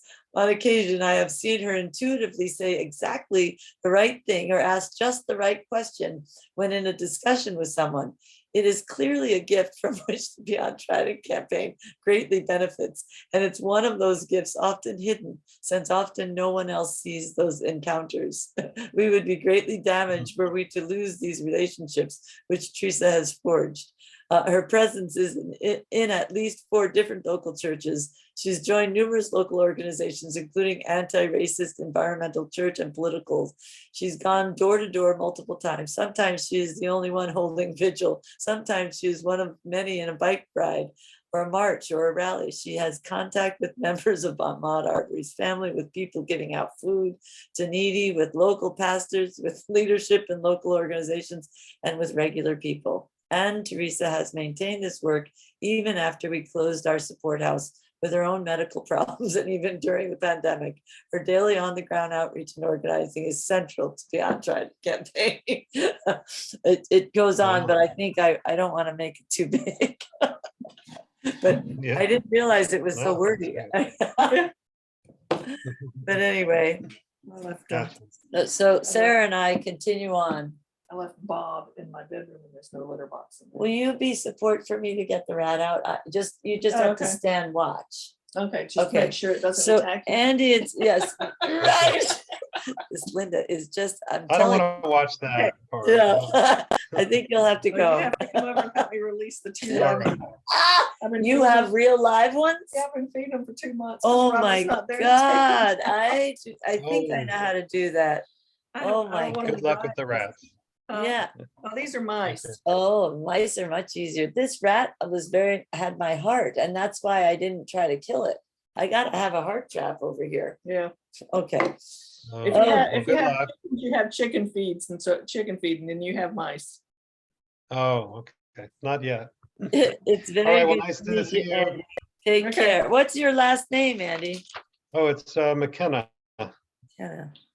And my email that I sent you 2 emails, but Linda says she already read my piece. The other is the meeting chat. That email is peacetax_tx@yahoo. I liked reading your article because it's one of, he would be really proud to know that some of his influence is still going on and influencing other people. Yeah. And so that kind of Yeah. keeps him going. Yeah, because the movement here, we had a group and it disbanded and people moved and somebody died. Yeah. And but so the National War Tax Resistance thing, you know, anybody can be your counselor or a mentor. And Right. because I met him Birmingham, probably Asheville, Birmingham, Colorado Springs. Birmingham one with the belly dancer. I seem to recall something about that. I really do. Oh, yeah, that was back in mid-90s. Yeah, it rings a bell. It definitely does. But Yeah. I want to hear She more was a about local person they were trying to be supportive of, and I don't think they knew she belly danced. Yeah. Yeah, and Robert David never Waters. lived, I told him, I said, I think y'all have belly dancers at all y'all's meetings now. Yeah. Oh, we do. But often it's me. It's me and my belly. It's you, good, okay. It's not a good look. It's not a good look. Well, it was not a good look then either. Oh, yeah. Hey, what is David Waters still around? I don't know, David Waters. Is he a Georgian? Well, I think he hosted the Alabama. Where was it? Huntsville or no, Birmingham. It was Birmingham. Birmingham, it was in Oh, Birmingham. okay. But he had a son, Oliver, and he was a Vietnam vet and he was a war tax resistor. I just haven't heard anything about him in a while. David Oliver? I actually found Robert's pictures from that. David Waters. Oh, do you have, did he take pictures of the belly dance? I took pictures, yeah, and I got pictures of the belly dancers and all of y'all doing stuff and different ones dancing with the belly dancer and y'all doing something. Y'all were doing some Oh my gosh. stuff. I need to There were see pictures those. taken, I was there. Oh, I want to So, see those yeah, pictures. so you may be in those pictures. Well, so listen, I got your name. Hold on, let me make sure. Well, I can let you have pictures. And you can send- peacetax_@yahoo.com. So you know. No, how there's to- a TX. Oh. _TX. Okay, TX. So I'll try to get And those then- pictures to Teresa and she can send them to you. Okay, that will be a trip down memory lane, especially if I'm in yeah. it. Okay. Okay. Thank you all. peacetax_TX. I started to bring pictures, Texas. those pictures today, but I forgot them. For Texas. Thank you Oh. for making that clear. @yahoo.com. Yeah, Okay. sounds good. Perfect. Okay, thank you. Be well. Good night. Happy Valentine's Good night. Day. Same to y'all. All right. Yeah. Bye. Bye. Where's